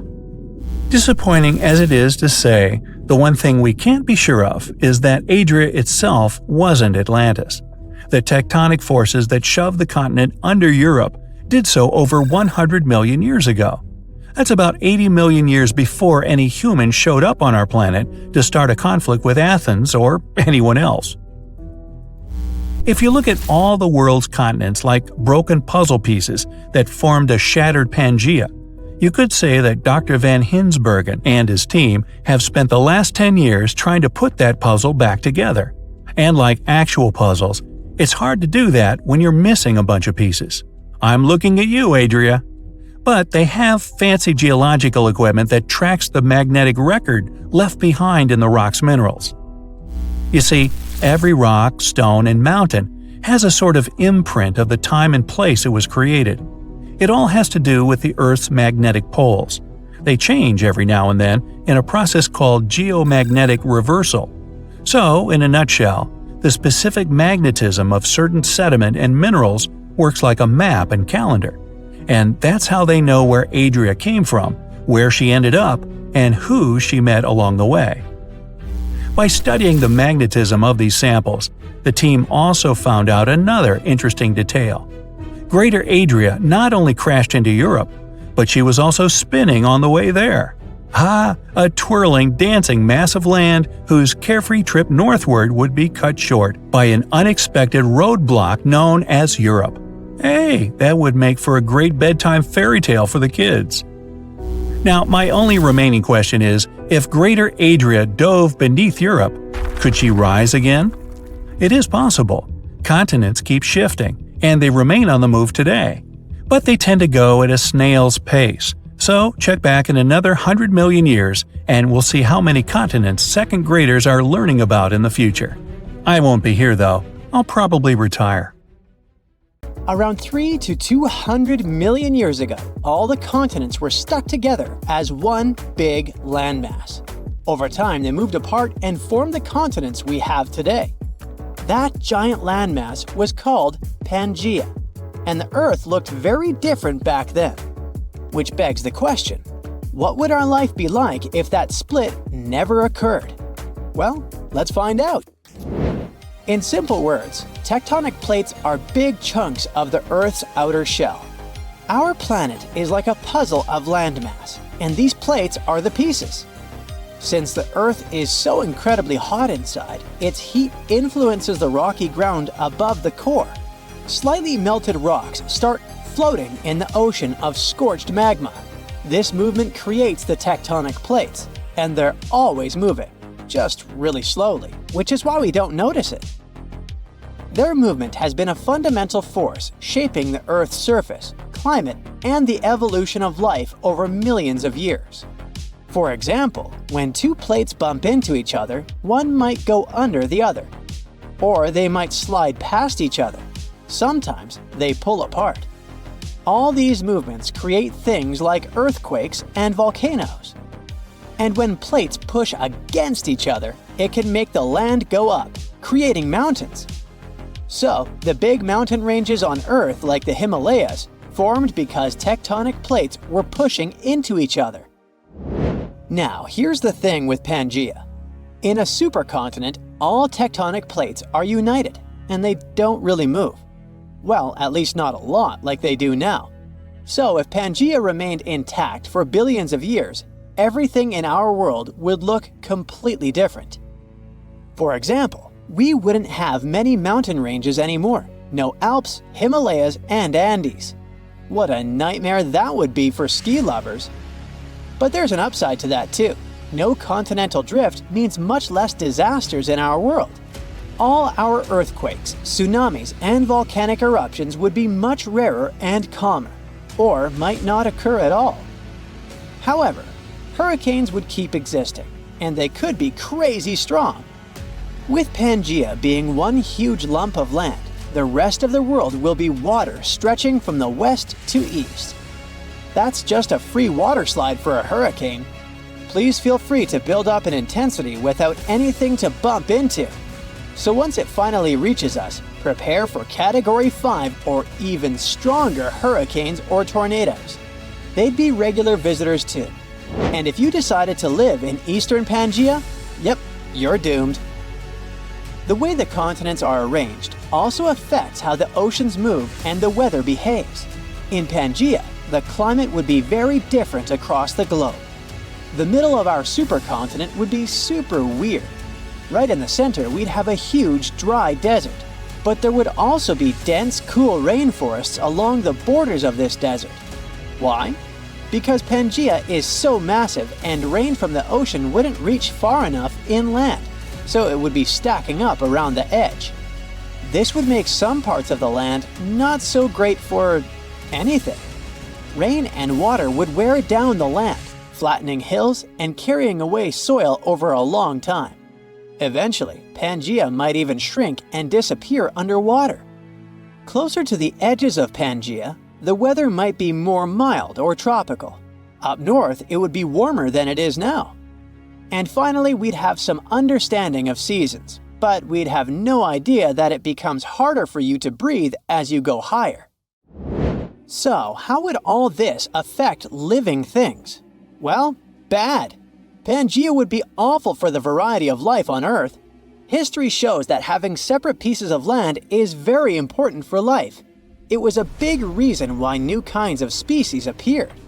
For example, Madagascar, an island that broke off from Pangea, was isolated for millions of years, which is why it has many plants and animals not found anywhere else. Fewer isolated lands like Madagascar and Australia mean less cool and unique plants and animals. The climate problem doesn't go away either. Almost all Pangea would be hot and dry inside, but it wouldn't be all too boring. There would still be some environments for animals to live in.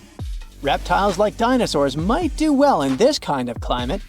That's one reason why dinosaurs thrived when the whole world was one big landmass before mammals came around. Also, this might push for the development of creatures that can live in water. They'd be more diverse and bigger in size. So basically, Pangea is a master of creating Earth as dangerous for humans as possible. With all this in mind, let's finally see how humanity's doing, assuming that we survived and evolved. First of all, where would your country be located? In theory, you could take a road trip from Brazil to Canada, because they'd be part of the same huge landmass. North America would be right here, and Europe would be just east of it. Most of Asia would be up north, and Antarctica would stay down south. Australia would still be in the middle of nowhere. A literal Antarctica would be closer to everyone than Australia. That's assuming that countries stayed the same. And hey, cool news! All our modern countries might not exist at all. Okay, that didn't sound as good as intended. More precisely, the countries would have completely different boundaries, and the world would be much more peaceful and united. Let's see. First, we'd form some tribes. But since we would share the land, we'd have to compromise. We can't all have the only coast or only inland regions. Each tribe would probably get a fair piece of the land so that everyone could meet in the middle to settle problems or make trade agreements. As tribes got bigger, people would move to new lands, separated by deserts and forests, forming their own nations. The hunter-gatherer era might take some more time, since we have fewer animals and plants. If we started hunting, we'd probably wipe out all the big animals pretty quickly, except for the ones we could potentially domesticate. Imagine having dinosaurs as pets!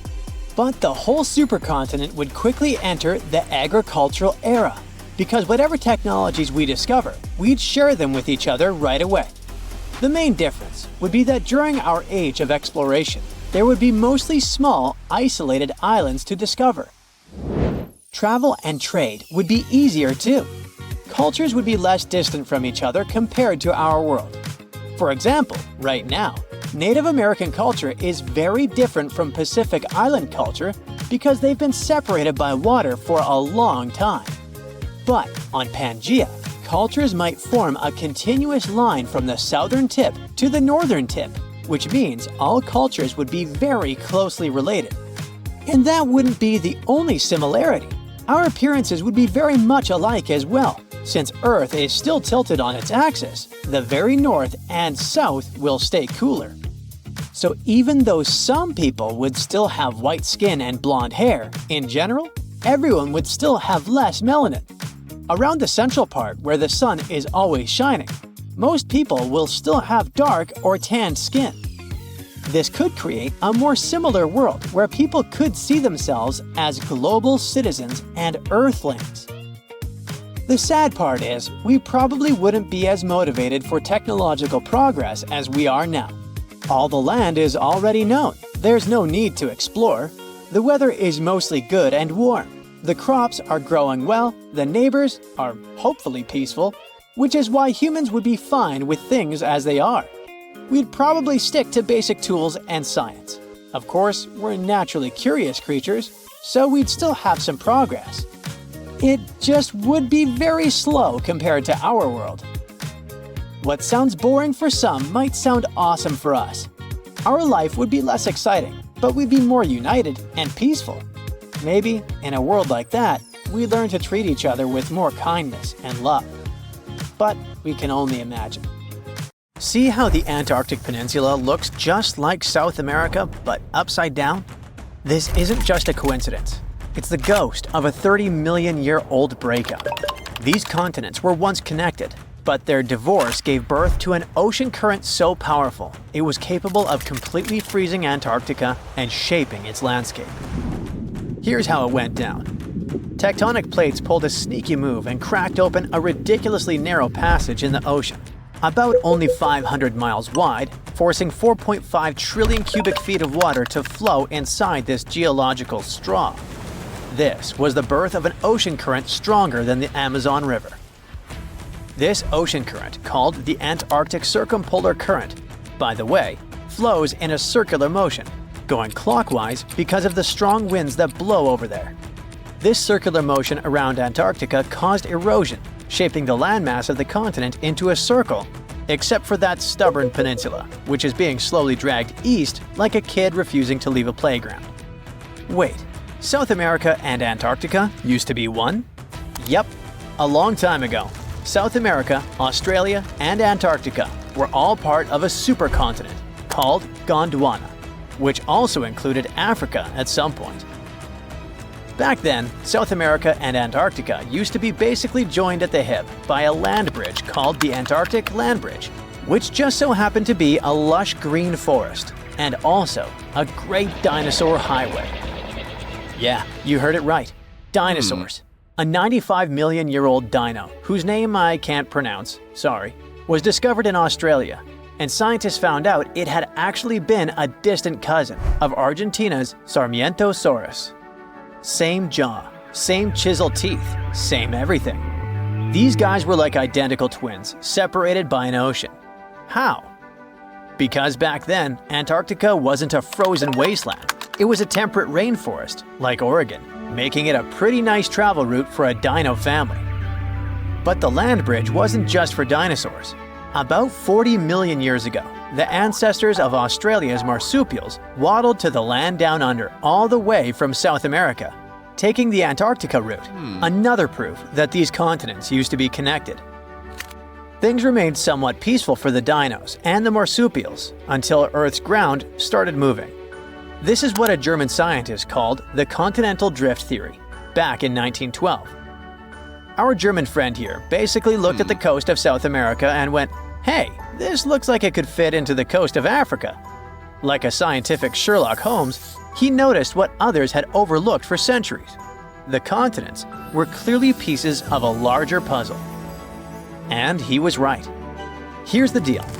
Planet Earth is made of many layers of rocks and metals, like a cosmic onion.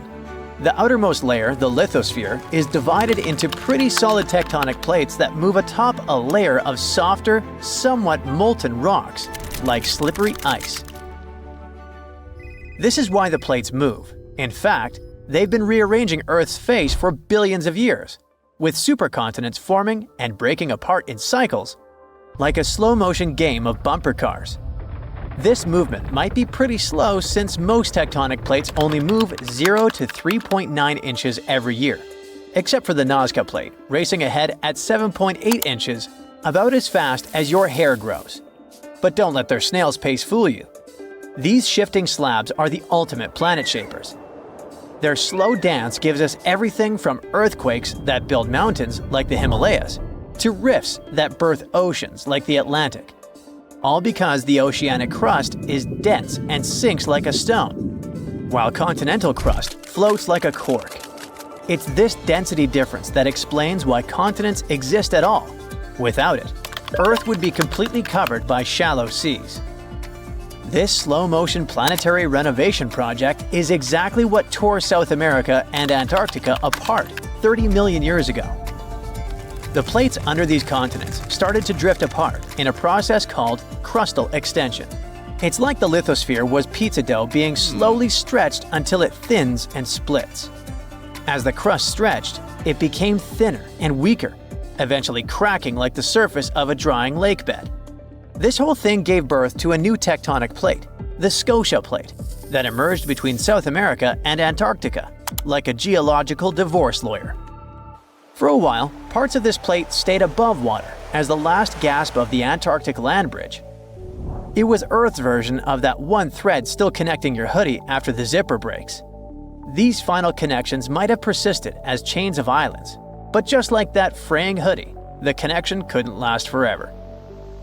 Eventually, this small but mighty plate became the final nail in the coffin of the land bridge connecting the two continents. Just like all the tectonic plates, this one was also on the move. As it expanded eastward, it opened a new passage of water called the Drake Passage, slowly covering the Antarctic land bridge with ocean water. The process was like pulling open elevator doors. At first, just a crack, then wider and wider until the connection was completely broken.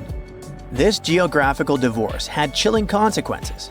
The new Drake Passage allowed the Antarctic circumpolar current to form, creating an endless loop of cold water that isolated Antarctica, shaped its land, and even cooled the entire planet. This current acts like a wall around Antarctica, blocking warm water and invasive species while regulating global climate. Eventually, Antarctica turned into an icebox that is 98% covered in ice sheets, and that holds about 61% of Earth's fresh water. Nowadays, this continent holds the title of the windiest, driest, and iciest place on Earth. It's a frozen desert where temperatures plunge below -128.6 degrees Fahrenheit, cold enough to freeze your breath mid-air. A layer of ice there can be more than a mile thick, and it expands even further in winter to cover an area larger than the continental United States. Today, if you want to travel to Antarctica, the quickest sea route is through the Drake Passage, a 500-mile-wide body of water that is narrow enough for the winds to scream across thousands of miles, transforming into monstrous waves that can tower up to 49 feet. Though calm days create waves only 13 to 16 feet high.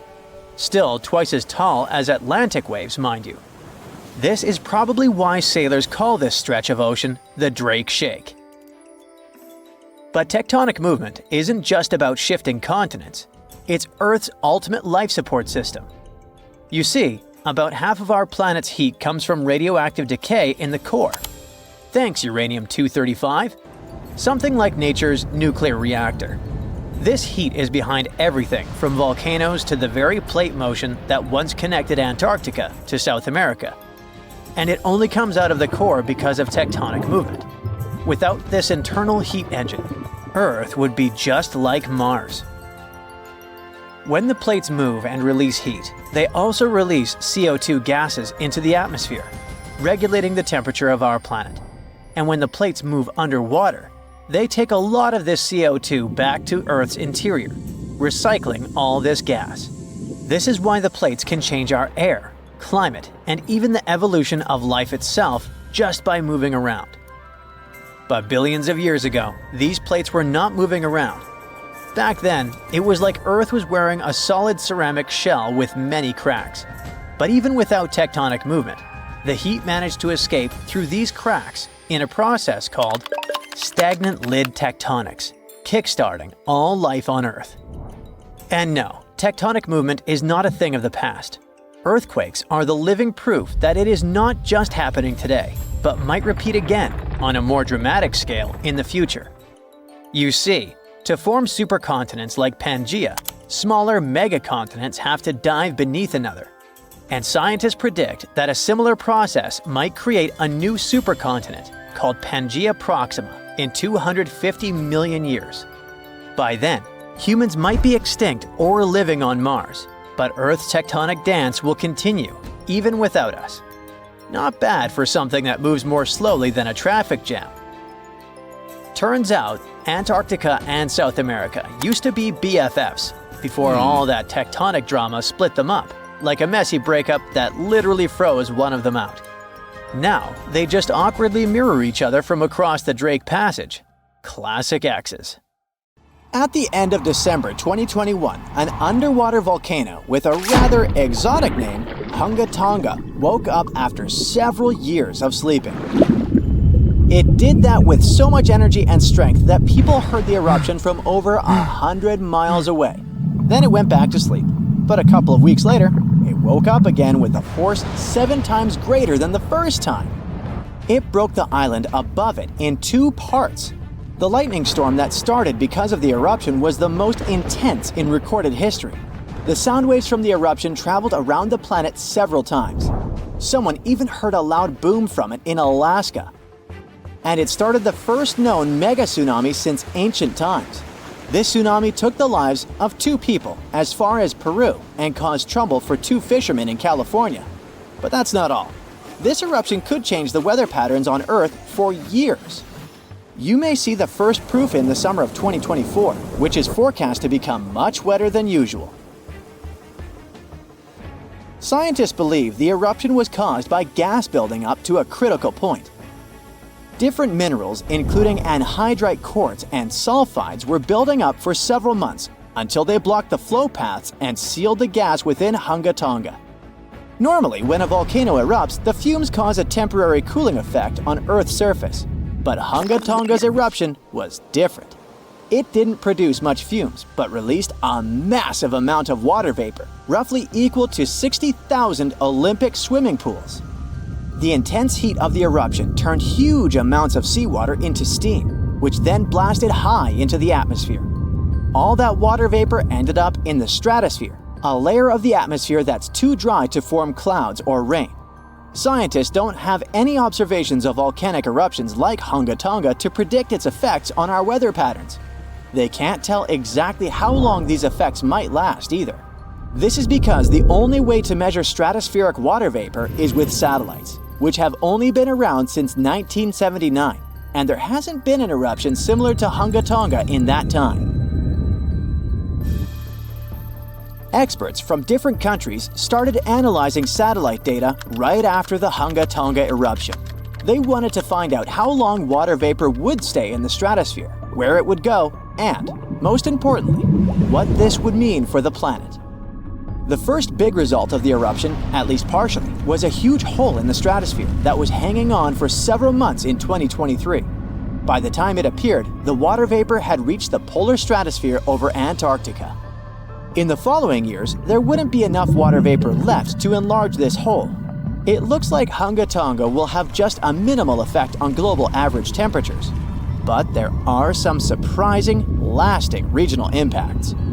One of the scientific models forecasts colder and wetter winters for northern Australia until about 2029. In North America, it predicts warmer winters, and Scandinavia could have even colder winters. This is just one study though, and one approach to understanding how the eruption of Hunga Tonga can change our weather. We do have at least one example from history when a volcano eruption changed the world. Over 2 centuries ago, in 1815, Mount Tambora erupted and caused the year without a summer. In the following year, the winter was unusually cold and wet weather across Europe and North America. A recent study confirms that 1816 wouldn't have been this cold without the volcanic eruption. The immediate effects of the eruption were catastrophic, with tsunamis destroying homes, claiming 10,000 lives, and 80,000 more who fell ill in the aftermath. The eruption of Mount Tambora was one of the strongest in the last 1,000 years. It had ejected an enormous amount of sulfur dioxide into the stratosphere, which quickly spread across the world. It resulted in the coldest year in at least the last 250 years. In May, frost wiped out most of the crops in New York, Massachusetts, New Hampshire, and Vermont. By June, heavy snow covered the ground in Albany, New York, and Dennisville, Maine, and New Jersey had 5 straight nights of frost. The cold continued into late summer, which should have been the harvest season. In July, lakes and rivers were still frozen as far south as northwestern Pennsylvania, and frost stayed in Virginia until late August. Temperatures would drop from above normal summer highs to near freezing within just a few hours. The weather was completely unpredictable. Prices of food skyrocketed. The cost of oats for horses, which were the main mode of transportation, also rose sharply. Some people believe this situation inspired Carl Drees to invent the bicycle in 1817 as an alternative transportation method.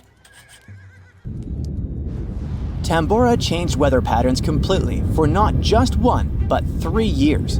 The whole planet got colder, and as crops failed, probably at least 1 million people starved. Scientists don't have solid evidence of volcano eruptions that have taken more lives than Tambora. But the Krakatoa eruption in Indonesia in 1883 is far more famous than Tambora because information about it spread worldwide via telegrams and photos. Its final blast was the loudest recorded sound in history, and people could hear it on 10% of the entire Earth's surface. The eruption started a tsunami with waves about half as tall as the Statue of Liberty. Still, it was less powerful than Tambora's eruption.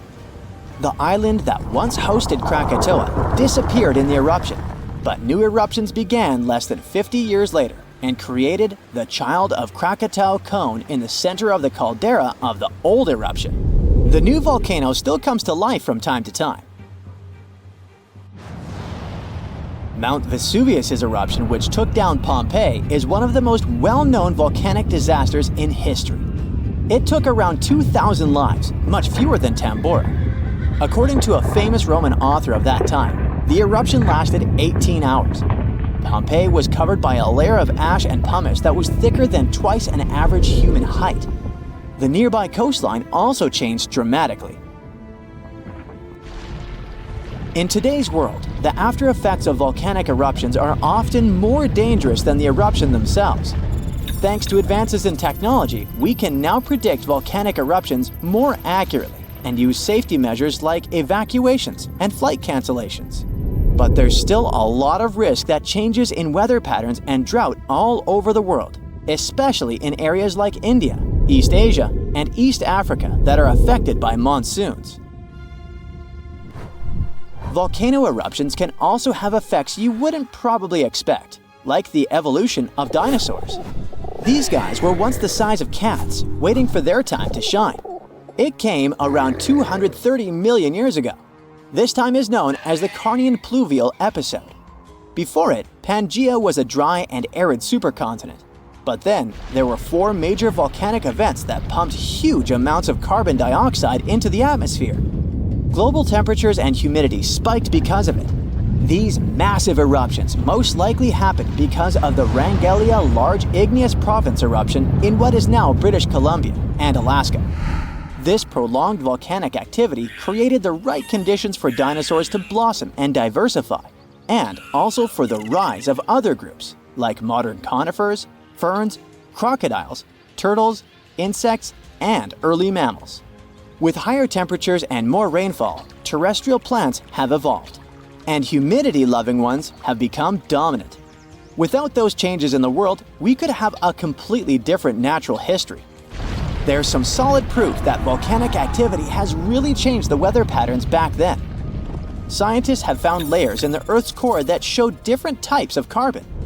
It means there were 4 massive releases of carbon dioxide into the atmosphere. The data on mercury and carbon together shows that the spike in mercury levels was thanks to a major volcanic event that affected the global carbon cycle, and not just local eruptions. The Azores are 9 islands in the Atlantic Ocean, sitting about a third of the way from Europe to North America. A history textbook will tell you that the Portuguese explorers discovered this beautiful archipelago in the 15th century. Until then, they were uninhabited. The islands still belong to Portugal, so there seems to be no controversy or mystery here, except for the fact that some researchers think the Azores were home to an ancient civilization from thousands of years ago. Others support the idea that the famous Atlantis itself was here. In 2010, archaeologists announced that they found some structures on the islands which looked like they were from the Stone Age. If that's true, it would mean that there was a civilization back then which was advanced enough to travel this far and settle on the remote islands. A special scientific commission studied the matter and concluded that those structures were natural rock formations or had a more modern origin. So the first settlers were supposed to have been the Portuguese. It didn't stop some enthusiastic scientists from further research. They analyzed the DNA of mice from the Azores and found that it had the same genetic characteristics as house mice from northern Europe. The little rodents couldn't have sailed this far without humans, so it looks like the first people had arrived at the Azores before the Portuguese, and the plot thickens. Dr. Felix Rodriguez, who works at the University of the Azores, is determined to find out exactly when it happened. He's studying the megalithic structures found in the Azores. Similar structures found in Western Europe and the Mediterranean date back to the Neolithic age. According to Dr. Rodriguez, the oldest findings are from 4,200 years ago. It's not clear when civilizations left them. The professor identified 7 megalithic structures in one complex as dolmens for the deceased. The cavities are all cylindrical in shape and definitely don't look like a natural formation. The material from the cavities turned out to be at least 2,500 years old. There are also some pieces of ceramics that seem to be even older. It looks like the rocks in the area had been lifted. You can see it by the small waves left by lava. It's thick and sticky, so it can't leave vertical marks. Someone must have moved the rock from its horizontal position. Another interesting finding is some stone anchors with holes found by the sea. Similar ones were used in the Mediterranean and on the Atlantic coast of Europe, dating back to 1000 and 2000 BCE. The 15th century Portuguese were advanced sailors and never used stone anchors, only metal ones. The scientists also managed to find a structure built right in the volcanic top. It looks somewhat similar to the ones built in the Mediterranean that are at least 2,000 years old. These structures are called columbariums and were used to store the ashes of the deceased. They also found something resembling an oven next to it, so they could be a part of one complex. There's also a basin in the middle, and it's not the only one on the island. It looks like they had a special meaning to their builders. There are channels around the construction. They connect the 4 basins, and the sun lights each of them at different times of the year. It was all carefully planned, as they were lit the brightest during winter and summer solstices and autumn and spring equinoxes. The water passed through all the basins and went directly into the sea. It could have been a purifying ritual. Now, some people are skeptical about the findings and believe they're all parts of a fortress from the 16th century. Professor Rodriguez is determined to prove it's all much, much older. There must have been some ancient civilization here that could have left because of the volcanoes that go crazy every 50 years. Antonietta Costa, a postdoctoral student at the University of Porto in Portugal, is also sure that the first people came to the Azores in prehistoric times. She has studied standing stones with small openings, explained as cuts for quarrying the stones. Costa believes they are part of a calendar system. She noticed that none of the slits in the rocks were aligned with the cardinal east direction. The slits closest to it are smaller than the ones facing other directions, so it can't be just a coincidence. It also looks like the slits are aligned with the solstices, and that's what makes Costa think it could be a calendar. She also thinks the inscriptions left on slabs of bedrock on the islands are much like those maps that were left on the rocks during the Stone Age in mainland Europe. Another interesting theory about the Azores is that it could have been the location of the famous Atlantis, which was lost under the sea.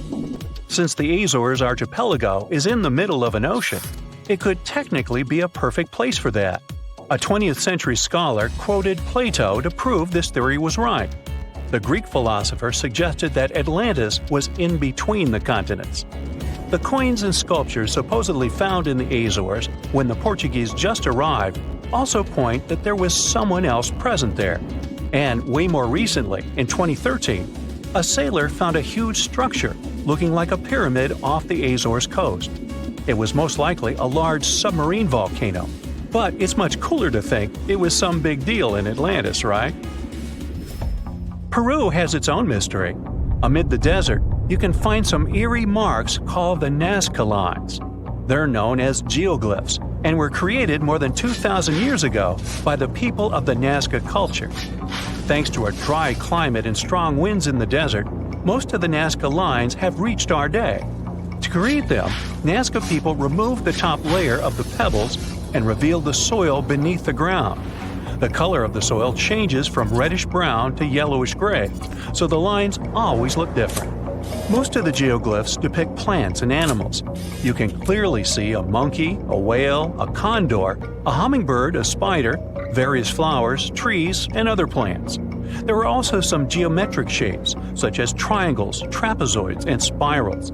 Since they were discovered in the 1920s, scientists have offered different explanations for the lines. Some say that in Nazca culture, people ascribe special significance to these motifs, so they probably created these shapes for deities in the sky to see. Others believe they were a sort of astronomical calendar, and animal sketches were modeled after groups of stars. This theory was proved wrong, so the purpose of the lines remains a mystery. Another place that leaves many questions is Nimrut Mountain in Turkey. This mountain has a complex of monuments with temples and tombs. It was built by the Kingdom of Commagene, which ruled here around the 1st century BCE. There are statues of King Antiochus, 2 lions, 2 eagles, Zeus, Hercules, and Apollo. Archaeologists found the ruins of this complex at the end of the 19th century. They thought it had been built by the Assyrians. Then, some of the most famous scientists of the time came here and found an inscription in Greek. It had details about the sculptures and the names of important members of the Commagene royal family. It looked like it had been put there for future visitors. The scientists established that the statues used to be full-size figures. Changes in temperature, strong winds, snow, and the bright sun didn't leave them a chance to last in all their original glory. Plus, the complex is in an earthquake zone, so all you can see now is mostly the heads of the statues. They look incredibly complex and large for their time. The biggest question is, how did the people who lived thousands of years ago manage to create such huge sculptures on top of the mountain? It's obvious that they worked on shaping the limestone blocks up there and not on the ground. So, stay tuned. We'll keep an eye on this. You're chilling in Hawaii, on the island of Oahu. A friend calls you up. Hey, I'm here too. Meet me in Maui. Great, but how do you get there? Your first thought is probably to take a ferry, but that's impossible. Hawaii is a pretty unique place. It's the most expensive state to live in. It has its own official language besides English. And it's the only American state made up entirely of islands. Hawaii has a total of 137 islands. 8 are the main ones, but only 6 are open to tourists. And the distance between those islands is probably bigger than you'd expect. For example, traveling from Oahu to the Big Island is around 185 miles, which is about the same distance as Chicago to Indianapolis. You might be surprised that you can't make that trip by boat. In fact, the only ferry system that actually takes passengers in Hawaii runs between Maui and Lanai. That's it. So your only option is to travel between islands is by plane. Honestly, it's a little surprising, especially considering how many people visit Hawaii every year. Tourism pretty much drives their economy, and in the first 8 months of 2024 alone, over 6 million people visited its beautiful beaches. Knowing that, we would expect Hawaii to set up a good ferry system to make it easier for visitors to get around. Just like in Greece. This would probably boost tourism even more, bringing more money to the state. But believe me, authorities and private companies also know that. In fact, they've already tried it. Ferries were a big way of getting around in Hawaii from the 19th century up until the 1950s. Since then, there have been a few attempts to bring back a ferry service, but unfortunately, they have all failed. One of the biggest attempts was the Hawaii Super Ferry, which aimed to provide a fast, affordable boat service between islands. It could carry almost 900 passengers and even allow them to bring their own cars along. The trial run started in 2007, and people were excited, but it turned into a big fiasco. A bunch of legal and environmental issues came up, like concerns about the impact on marine life, especially whales. The courts decided the ferry didn't go through the proper environmental reviews, and that caused a lot of trouble. By 2009, after tons of protests and setbacks, they had to shut it down. If a project like this comes up again, it will probably fail one more time. And there are a few reasons why it's almost impossible to set up a regular ferry system there. Let's start by talking about Hawaii's rough waters. They are deep and wild. Take the Alenoiaha Channel, for example. It's a 30-mile stretch that separates Maui from the Big Island. Its name means Great Billow Smashing Channel, and it lives up to that.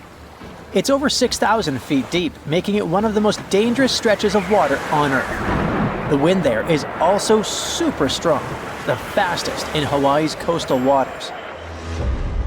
But it's not any easier in the rest of the archipelago. The whole region gets hit by storms from the Pacific up north, sending big waves crashing into the islands and making the waters rough and unpredictable. Swells can come from 3, 4, or even more directions, making the sea feel really choppy. Someone who's not used to taking ferry boats would definitely find that, well, uncomfortable, to say the least. To deal with rough seas like this, the ferries have to be really big and strong. But that also makes them more expensive and harder to run than the ones in places like Alaska or Washington State. Another reason it's so tough to set up this system today has to do with marine life. A big ship moving through the shallower waters when docking could really damage the local ecosystem. And there's also the problem that the sea routes are also the migration paths of many sea animals, like humpback whales and spinner dolphins. Not to mention, ferry services can make it easier to spread harmful plants and animals, what experts call invasive species. See, Hawaii's ecosystem is super unique because it's been isolated out in the middle of the Pacific. When we talk about plants and animals that are native to Hawaii, we mean they got there on their own, no humans involved. They arrived with the help of waves, wind, or even birds flying over. But events like these are super rare, so for over 70 million years, their plants and animals didn't have to deal with outside competition. That's made them really fragile. So, when new species get brought in by us, it can be a big problem, and they could end up harming the environment. Hawaii's already been battling invasive species like fire ants, coqui frogs, and Meiconia, a fast-growing plant from South America that takes over native forests. People there worry that ferries, which carry cars and cargo between islands, could accidentally spread these invaders even more. Like we mentioned at the beginning of the video, the long distances between their lands don't really help either. For example, if you were to travel from Oahu to the Big Island of Hawaii by boat, it would take around 30 hours, and that's without any stops. The same trip by plane takes about 50 minutes. Ferries that cover long distances are much more expensive, so they need a much bigger demand to make them profitable. On top of that, the state doesn't really have the infrastructure, like enough ports and terminals to support the operations. So setting up new routes is pretty much out of the question. Airplanes, on the other hand, are a different story. The air travel industry in Hawaii is already well established and super competitive. That means flying is still the most practical option in Hawaii. Planes are quick, they don't make you seasick, and are pretty affordable, usually costing around $100 for a round trip. Okay, but what do the locals think about all this? Well, apparently, there isn't a huge demand for residents to commute between the islands all that often. Oahu is the busiest island in Hawaii, with about 70% of the state's population living there. It is where Honolulu, the capital, is located, and where most of the state's business happens. So, people from the other islands usually come over for a specific doctor's appointment or to catch a big concert. And that might happen once or twice a year, no more than that. So, even if people could choose between taking a ferry and a plane for these special occasions, most of them would probably still prefer flying. There are plenty of options between the main island airports. Planes usually start flying around 5 in the morning, and there are flights available every hour until the last one, which is usually at 9 in the evening. If you've been dreaming of going to this paradisiacal place but are worried about spending too much on plane tickets, I have some tips for you. First off, keep in mind that visiting all the main islands in 5 days or less is way too ambitious. So, if you don't have much time to spend there, think about your priorities. Each of the 6 islands open to tourists has its own vibe and activities. But you don't need to visit them all in one trip, and you can save some money by sticking to fewer islands. You can still explore the diversity of the islands by picking 2 that offer a nice contrast to each other. For example, while Oahu has that bustling city energy, Kauai has a much more relaxed vibe. Also, flights in the morning are usually cheaper, and it might be better to fly on a weekday rather than the weekend, although the price difference isn't usually huge. Hopefully these tips will save you some cash while still having an unforgettable island hopping adventure in Hawaii. Don't forget to share this video with a friend who's also dreaming of exploring these amazing islands. Ever since Plato wrote about the allegory of Atlantis, humanity has been fascinated with the possibility of the discovery of a thriving underwater civilization. Fancy joining me on a trip to a few historic underwater sites? Let's see what we can find out about ancient civilizations. The first one on our list is what is being called the underwater Stonehenge. Scientists have recently discovered a mysterious pile of cairns that stretch for miles under the shimmering waters of Lake Constance at the borders of Switzerland, Germany, and Austria. Archaeologists began to explore the site back in 2015, and they haven't been able to understand yet what it was actually used for. What they do know is that there is a 12-mile line of 170 human-made stone cairns under Lake Constance. Scientists say this was most likely the result of a combined work of several villages. The cairn site was probably used for some collective purpose. The formations are huge. Some of them are several dozen feet wide. The most amazing discovery so far is that the site dates back to around 5,500 years ago. Now, what were we humans doing back then? We were living in the prime years of the so-called Stone Age. We were beginning to make artifacts from stone and use them to hunt and eat. Can you imagine what a knife and fork might have looked like back in those days? It's no coincidence that scientists call this site the underwater Stonehenge, though. Both sites are believed to have been built around the same period of time. You see, Stonehenge dates back to around 3100 BCE. Both sites carry the distinct characteristic of stone monuments built in a circle. Not to mention the fact that scientists also haven't figured out why on Earth our early ancestors would feel the need to build a monument such as Stonehenge. Well, the mystery of Lake Constance hasn't been solved yet. Who were the Neolithic people from this area? And for what purpose did they go through such an amount of work and effort to build this huge stone site? Next, we're taking you on a tour of the Ryukyu Islands just off the coast of Japan. You're diving deep down to an archaeological site. But I should warn you, the waters of the Pacific Ocean are far from smooth. It doesn't take long before you see a huge structure, thanks to the sunlight shining down on the seabed. At first, it looks like Machu Picchu's ruins located across the globe in Peru. As you approach the site, you slowly figure out its forms. A pyramid-shaped structure, arches, staircases, It's something that could have easily been a palace or a castle. Could this be a sign of human activity? What you've just seen is known today as the Yonaguni Monument. It also goes by the name of Japan's Atlantis. The entire monument is about the size of 5 soccer fields and the height of a 5-story building. Its most surprising feature is its expanse of terraces. Explorers and scientists believe that Yonaguni might be 10,000 years old. But whether it's a human-made structure or a natural formation is still under debate. For Japan's top marine geologist, Professor Masaki Kimura, Yonaguni is the heritage of a lost civilization. Kimura has dived to the bottom of the ocean to explore the ruins over 100 times over the past 10 years. According to him, there are clear signs of human activity down there. On the monument's surface, there is a triangle-shaped concave that is a historical symbol of water fountains in the region.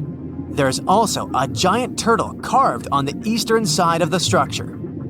And, according to Kimura, turtles have an important cultural meaning. Several pieces of stone tools have been recovered from the site. Their estimated age is around 10,000 years.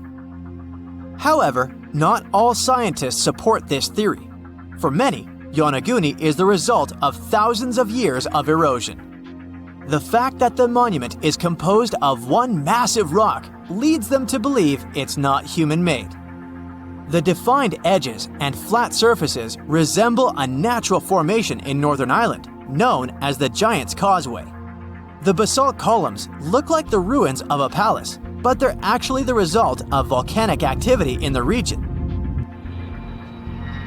Now, you're flying to the coast of Greece, 4 hours away from Athens. More specifically, you're in the Peloponnese Peninsula. You dust off an old snorkel and head for a free dive on a bright sunny day. Sometime into the dive, you start noticing patterns on a seabed. 13 feet below the surface, outlines of familiar objects start to appear, one by one. As you continue swimming, what looks like the outline of an entire city emerges in front of your eyes. Are you wondering how water could have taken the whole city? Rocks are perfectly aligned into what appears to be the foundation of a building. This is Pavlopetri, an ancient city you've probably heard about for the first time. It was discovered by Nicholas Fleming, a British oceanographer, when he was on vacation in Greece. He had heard rumors about Pavlopetri's existence and indeed found several artifacts on the seafloor. He went back to the area a year later with the team. They found a site filled with pots, storage vessels, and tools. A kernstone, for instance, is a tool used for grinding grains and turning them into flour. Multiple amphoras indicate that this settlement dates back to the Bronze Age, 5,500 years ago, when people started living in towns. The settlement is believed to have existed for over 2,400 years. Today, Pavlopetri is considered the oldest submerged town ever discovered, and what's impressive is that it wasn't a simple village. It was a vibrant port city with stone buildings, a marketplace, streets, and even squares. The next stop on our voyage is one of today's most famous underwater cities that has been turned into an archaeological park. The city of Port Royal in Jamaica exists only below the surface, but in 1692 it was one of the wealthiest cities in the Western Hemisphere. Port Royal was the center of the British Empire at the time and an important trade city that attracted people from all over the region. It was also home to real-life pirates of the Caribbean. On the morning of June 7, 1692, the people of Port Royal met a different fate than they had probably expected. The city woke up shaking. People were thrown out of their beds by the power of a massive earthquake, ranking 7.5 on a Richter scale. One survivor said he had seen Earth opening up and swallowing the whole town. What he said could be true, as the city was mainly built on sand. The ground swallowed buildings, roads, you name it. Geysers erupted, and finally, waves as big as 10-story buildings hit the city. About 33 acres of the city disappeared under the water. Amazingly, most of its 17th century remains are still in good condition under 40 feet of water. Archaeologists have found taverns, storage rooms, kitchens, and recreational buildings used for diverse purposes. You can also see a grand lion statue, a submerged bridge, and many picturesque arches. Of course, I saved the best for last: India. Just off its coast lies another sunken marvel.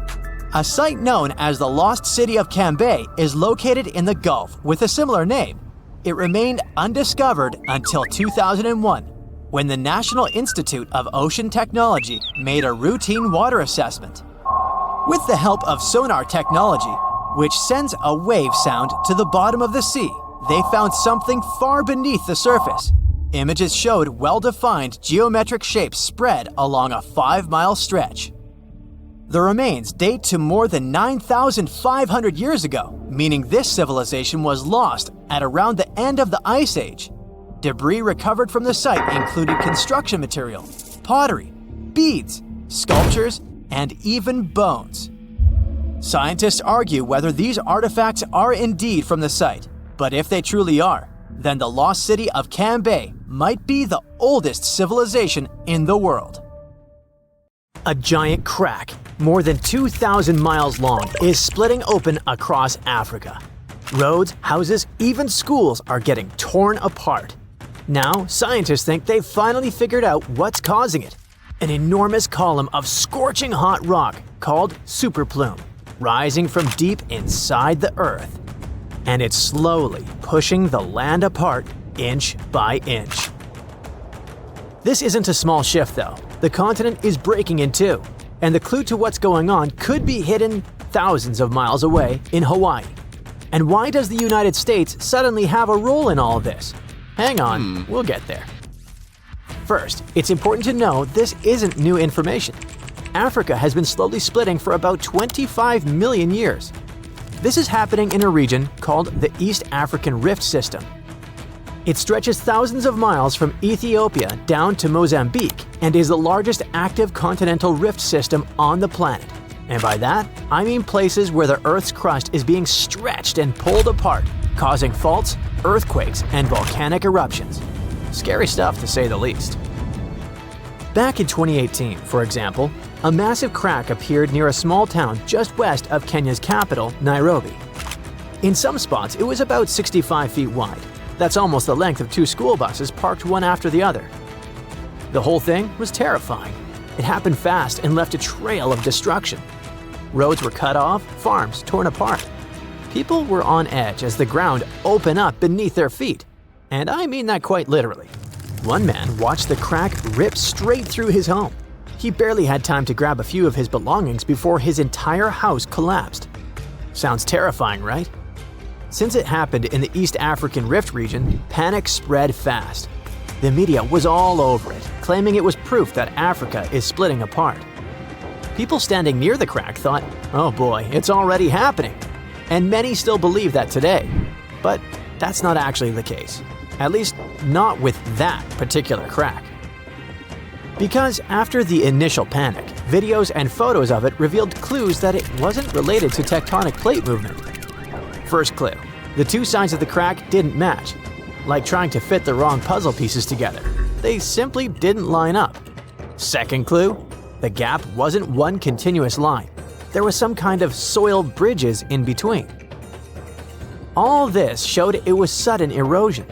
I mean, some specialists believe the crack had once been filled with volcanic ash from nearby Mount Longonot. But then the region was hit with heavy rains. When water soaked through the soil, it washed the ash away, leaving the gap exposed. Problem solved. Even after the truth came out, it was too late. This event brought the whole Africa is splitting talk back. And here's the thing. Even though that crack had nothing to do with it, make no mistake, Africa is breaking apart. That's because the continent sits between 2 tectonic plates, the Somali plate in the east and the Nubian plate in the west. The problem is they're moving away from each other, and as they drift apart, the gap in the East African Rift keeps getting wider. Eventually, the Somali Plate could split completely from the Nubian Plate, creating an entirely new landmass, something on the scale of Madagascar or even New Zealand. You don't have to worry though. This process is super slow. So slow that none of us will see it finished. Experts say the continent is moving apart by about 0.3 inches a year in some places. To give you an idea, that's less than the length of your fingernail. So we can say this split will take millions of years, which is good news for the people living there. But that doesn't mean they won't feel the effects of this slow break. In fact, they're already happening. Take Ethiopia's Afar region, for example. Back in 2005, this area showed just how unpredictable the rift can be. In a short period, 420 earthquakes hit the area, opening up a massive fissure. What usually takes centuries happened in just a few days, completely challenging what scientists thought they knew about the speed of geological changes. Back then, the crack stretched for more than 35 miles, and life around it is still far from easy. Recent earthquakes destroyed much of the local infrastructure. 37 schools were damaged, leaving 5,000 students without classrooms. And that was just one part of the damage. As the tectonic plates keep moving apart, water will eventually flood into this region, creating a brand new ocean, according to some predictions. Countries like Zambia and Uganda, which are landlocked today, could one day have a coastline. That could be great news for them, as it might open up new trade routes and completely reshape their economies. Don't get too excited though. We won't be diving into the waters of this sixth ocean anytime soon. The splitting process will take another 5 to 10 million years. But it's tough to say exactly when, since big seismic events, like earthquakes, could make it all happen faster. So here's what we know. The Somali Plate and the Nubian Plate are in the middle of a dramatic tectonic breakup, slowly moving apart. Africa is breaking in two. Earth will probably gain a new ocean because of it. But until recently, we didn't know exactly what was triggering all of this. Like, yeah, those tectonic plates are moving, but why? I mean, is this massive geological process being driven by something happening in Earth's mantle? Or could it have a much larger, deeper source? Well, scientists think they may have finally cracked the mystery. They believe the continent is breaking apart because there's a deep mantle superplume, a huge column of hot rock beneath the East African Rift system. Think of it as a massive subterranean hammer pushing upward, pressing against the crust, and slowly cracking it apart. But here's the interesting thing. Scientists reached that conclusion thanks to something that happened in a completely different part of the world, Hawaii. Under this US state, there's also a plume of super hot rock rising from deep inside the planet. It melts the crust above it, and that's what fuels Hawaii's volcanoes. As the Pacific Plate drifts over this plume, molten rock breaks through in new spots, creating volcano after volcano. Over millions of years, that's how the Hawaiian Islands were formed. This Hawaiian plume contains noble gases like helium and neon. And you know where else scientists found those same gases? That's right, beneath the East African Rift system. Bingo! That discovery backed up the theory that a superplume is driving what's happening in Africa. And we call it super because it might be massive. You see, these same gases have been found in volcanic rocks from Kenya all the way down to Malawi. So everything points to the existence of a single superplume that stretches from the Indian Ocean to the Red Sea, not a bunch of several isolated sources. If their data and research are correct, scientists estimate that this superplume beneath Africa likely starts at the core mantle boundary, which is located about 1,800 miles deep inside the Earth. While the East African Rift system's chemical signatures are similar to those found in volcanic rocks in Hawaii, they're not identical. The Hawaiian plume is thought to be a narrow, rising stream of hot mantle, a bit like the movement inside a lava lamp. Africa's plume might be shaped differently, more like a large mass of hot, buoyant material rising from deep within the Earth. As it reaches the surface, this hot material hits the colder, solid outer layer and spreads out, pushing hard enough to crack it open and trigger intense volcanic activity across the region. And if this theory is right, we're watching a slow but unstoppable force that will redraw Africa's map and change the continent forever. There's a place on Earth so dangerous that even the most fearsome creatures of today wouldn't last a moment there. It used to exist in what we now call southeastern Morocco, the land called the Chem Chem beds. The story of this place stretches back to the Cretaceous period, about 100 million years ago. It might have looked like a beautiful place at first sight, a lush green forest, rivers glittering in the sun, until you meet some terrifying dinosaur. The lions or sharks of today are nothing compared to what the fossils show us. The Chem Chem beds were dominated by terrifying predators, and above them all, 3 of the largest predatory dinosaurs ever discovered. For example, Spinosaurus. This dinosaur was unlike anything you can imagine. A half reptile, half monster standing over 50 feet tall, bigger than a T-Rex. This hybrid with a crocodile-like snout and a sail on its back hunted the forests.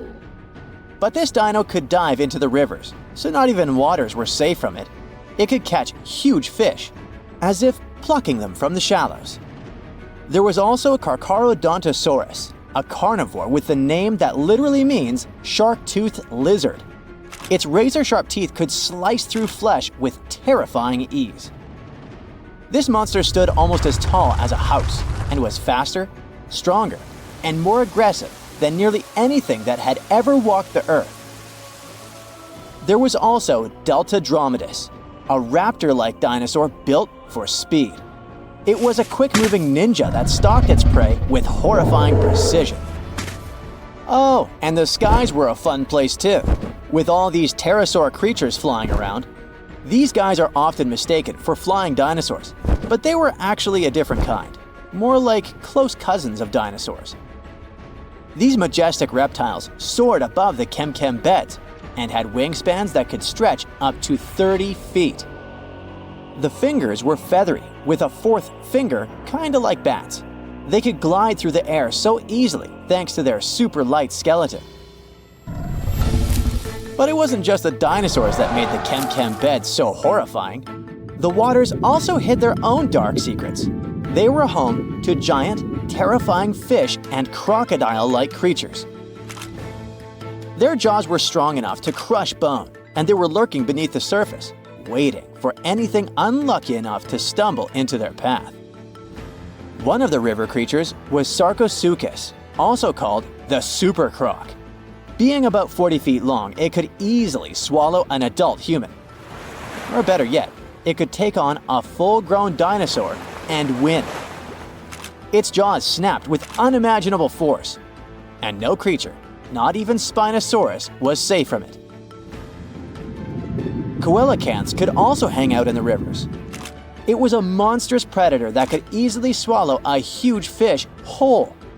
They had these creepy, icky fins that moved in a way similar to how human arms and legs move. And they could also kind of raise their heads like humans because of a special joint in their skull. Ew. Fun fact, we thought these monsters had gone extinct 60 million years ago, together with dinosaurs. But recently, we rediscovered them living and thriving in the Indian Ocean. Turns out they were just hiding in the deep waters. They probably didn't even notice the dinosaur asteroid or humans at all. Yay? Don't worry, over millions of years, they became basically harmless. They got 4 to 5 times smaller, even though they still weigh about 200 pounds. Just imagine what they were like back in the day. Chem Chem waters were also home to giant lungfish and other creepy aquatic creatures. So you couldn't even drink or take a swim safely without getting bitten by something. Whew, what a place. Even turtles there were the size of cars. Imagine trying to survive in a world where creatures like this are literally everywhere. And I mean everywhere. This place was unique not because huge beasts lived there, but because of the sheer number of predators. You might think, it shouldn't be that easy for all these predators to hang out in one place, right? And you're right. Seems like prey was scarce there. That's even more chilling. all the predators just wandered around hunting whatever meager life remained. And if there's none, then fighting each other. For years, scientists have wondered why it was the case. Maybe that's just how life was back then, and all corners of Earth were crazy like that. Or is there something special about this place? Some even say that maybe it's just because we only found predators' fossils. Well, normal, friendly animals have disappeared, and that the fossil record might be skewed. But who knows? And the environment itself was just as fascinating as the beasts who lived there, just a bit more friendly. It's hard to imagine, but back in the day, this desert was a green paradise, humid and full of rivers. The heat of the sun scorched the land. The climate was hot, so hot that even the poles were warm. The weather there was extreme. Dry seasons followed by intense storms, which shaped the land and life. The giant rivers carved their way through this landscape. They stretched from the Sahara, emptying into the ancient Tethys Ocean to the north. If you were there, you'd see vast, interconnected basins, and beyond them, the central Atlantic Ocean. The floodplain stretched out beneath a sweltering sky. The rivers were just as wild as local animals, flowing lazily one day, but raging like furious beasts the next. At first, these rivers were powerful, carving deep channels through the land and creating wide sandbanks. But over time, they slowed down, and the landscape changed into shallow ponds and salt-covered flats. As water gradually faded away, it left behind a patchwork of wetlands and slow-moving waters. Right now, the Chem Chem beds is a vast, rugged desert where time has stood still for millions of years. If you visited it, you'd see a giant escarpment, its rocky face winding along the border of Morocco and Algeria, bathed in the sun's harsh light. Beneath your feet would lie layers of fossilized history. That's one of the reasons why scientists were long fascinated with this place. It must be one of the most comprehensive collections of fossils ever discovered in northern Africa. There are fossils from other parts of Africa, of course, like Egypt's Bahariya Formation. But they don't tell us much about life during this time, not like Chem Chem. That's all because those rivers we mentioned in hotter and drier places, they've eroded or still remain buried under the sand. The first discoveries from Chem Chem began in the late 1940s. A scientist named Schubert uncovered bony fish fossils among the escarpment near the Morocco-Algeria border. Just a few years later, a paleontologist, René Lavoca, took things to the next level. Traveling by camelback, he scoured the desert landscape and uncovered a real treasure trove of fossils. He found the partial skeleton of a massive herbivore dinosaur. Finally, at least one peaceful creature in the Chem Chem beds. This long-necked giant roamed the ancient river valleys and ate leaves like a good boy. For the next several decades, scientists only did small-scale fossil hunting expeditions to this place. There were modest discoveries made here and there. Then, in the 1970s, German paleontologist Helmut Alberti led his team to the Chem Chem beds, and that's when things took a wild turn. They uncovered fossils of prehistoric fish, crocodiles, dinosaurs, and pieces of the infamous Spinosaurus. Imagine being one of the scientists on that team. They were probably jumping from excitement. By the mid-1990s, the fossil game changed dramatically. Incredible new species were identified from the Chem Chem beds. Over the years, the discovery pace has only accelerated. Paleontologists, armed with new tools and techniques, have uncovered more fossils than ever before, and there's only more to come. So look at this narrow passage between the north of Morocco and the southern part of the Spanish region. It's called the Strait of Gibraltar. There are only 8 miles between the two continents, but for some reason, there's no bridge, despite people having been dreaming for centuries about connecting these two regions. There are places in the world where a bridge over water stretches for a much greater distance. For example, the Lake Pontchartrain Causeway near New Orleans, Louisiana, goes for 24 miles, which is 3 times the length of the hypothetical bridge between Africa and Europe. That's listed in the Guinness Book of World Records as the longest continuous bridge passing over water. It consists of 2 parallel bridges and connects the urban area of New Orleans with small settlements in the north of Lake Pontchartrain. 9,000 concrete piles hold more than 1,000 decks above the water. This large-scale structure was built in the middle of the 20th century. It only took 14 months from the start of construction to its completion.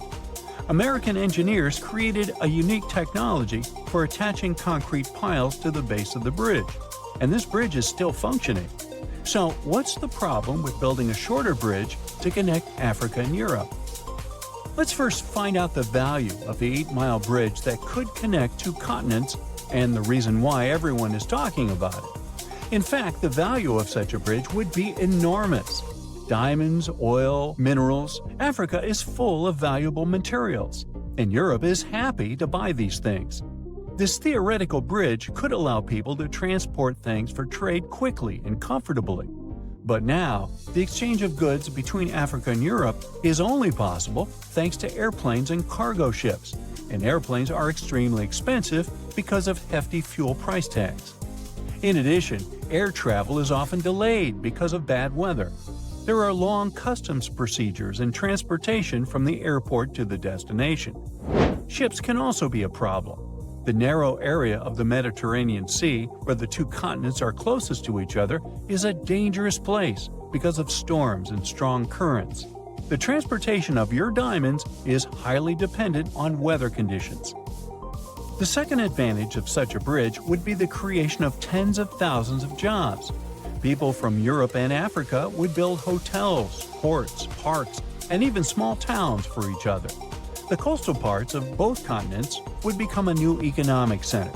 And just imagine how much investment those places would attract. Europe and Africa would be much closer than ever before. You could drive from a small Spanish town to a safari park in northern Morocco, buy Moroccan tea, get some argan oil, and go home for the evening. Or you could take a high-speed train across the beautiful Mediterranean Sea. People would open hundreds of restaurants, amusement parks, shopping malls, and a museum next to this bridge. But, unfortunately, it's impossible to build such a bridge, at least at the moment. And here's why. The main problem is the Strait of Gibraltar itself, because of its strong currents and seismic activity.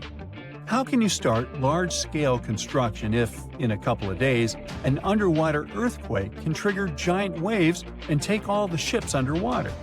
Even if you build a bridge, rapid streams of water that constantly change direction can shake the entire structure and tear the connecting parts of the construction. The bridge over the Strait of Gibraltar must have a strong, sturdy system that will withstand seismic activity. Huge resources are required to create such a complex structure.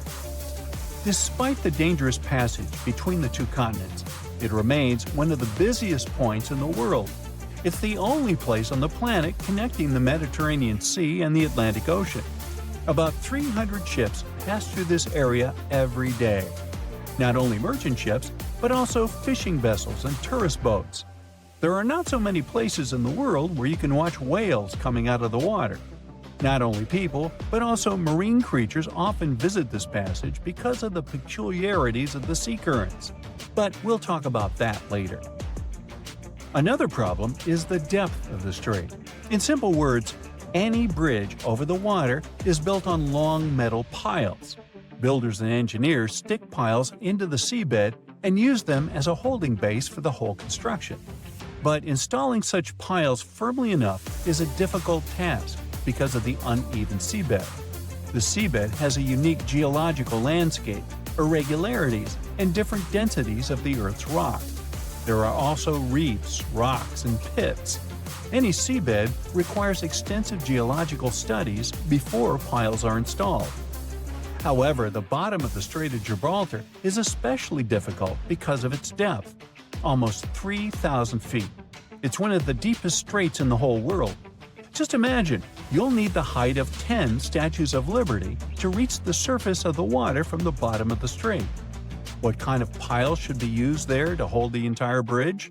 Most likely, one pile will have to consist of several parts connected into one large metal rod. And don't forget about seismic activity. Let's say you've installed perfectly strong piles, but the next day an earthquake occurs and destroys the entire structure.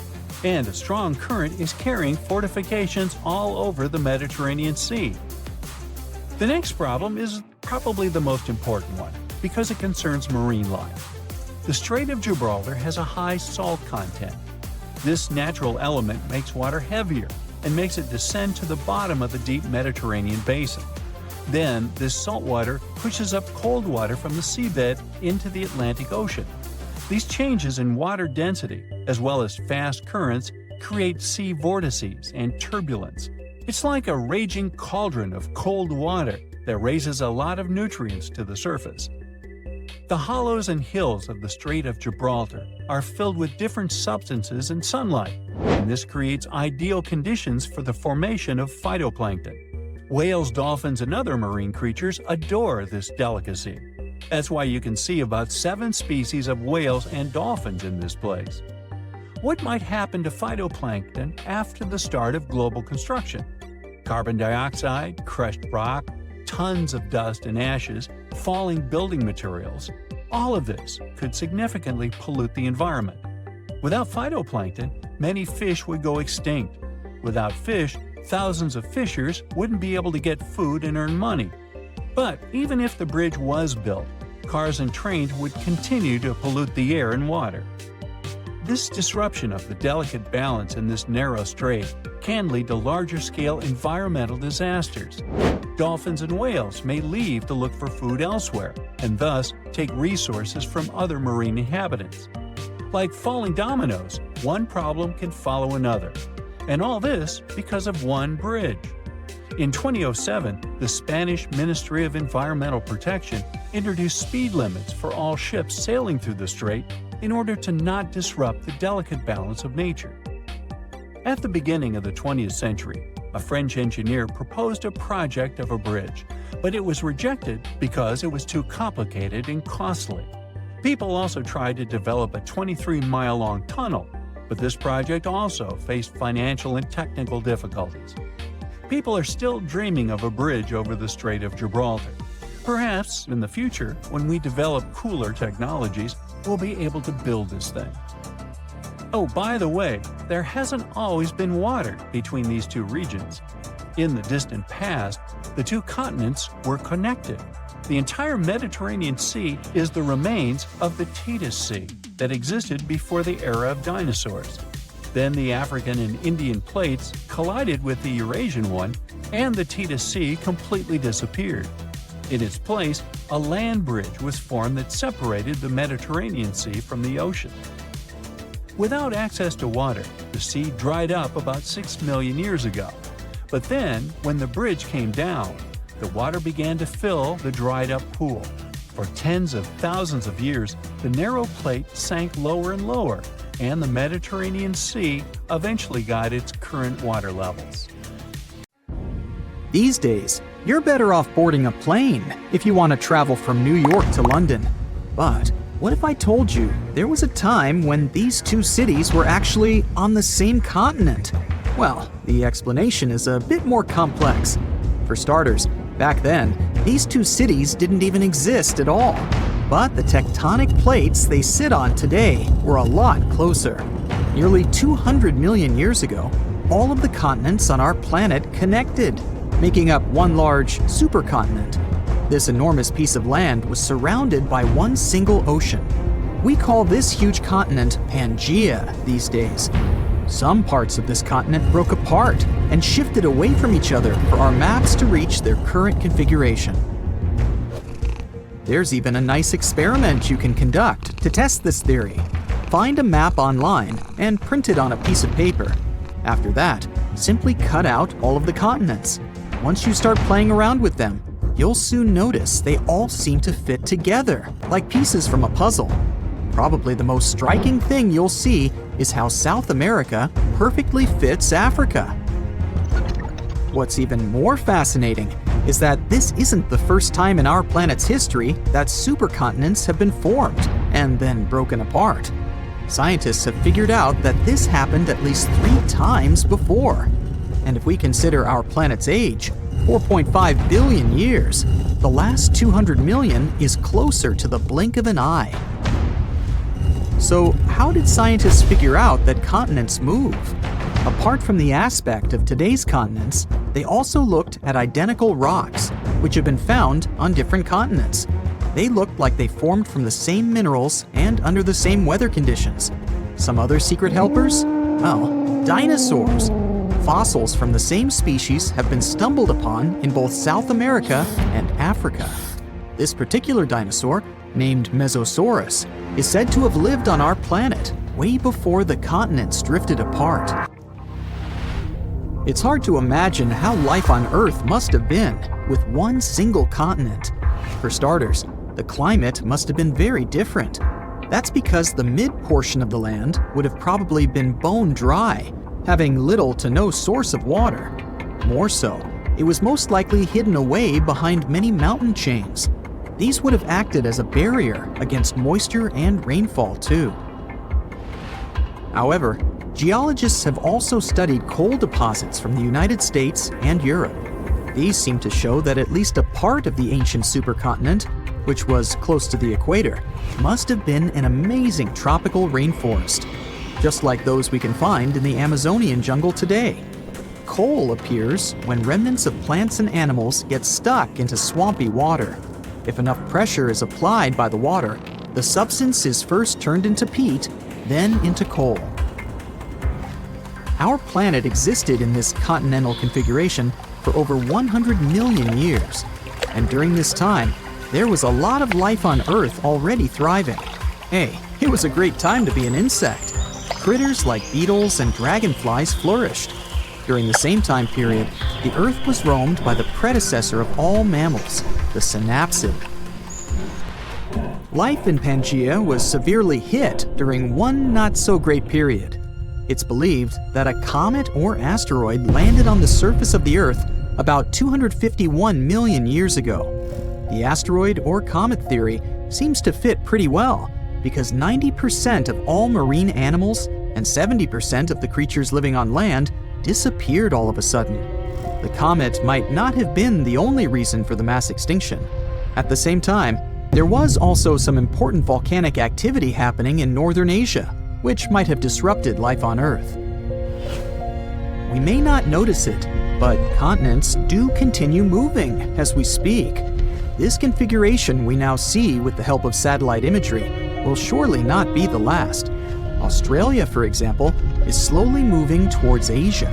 But the most important proof that our continents are still shifting is the eastern portion of Africa. This area is simply breaking off from the rest of the land. To witness this, you'll have to travel to one of the hottest places on our planet. But if you get to this piece of land on the eastern part of the African continent, you might sit on top of the exact spot that, soon enough, will be split in two by water.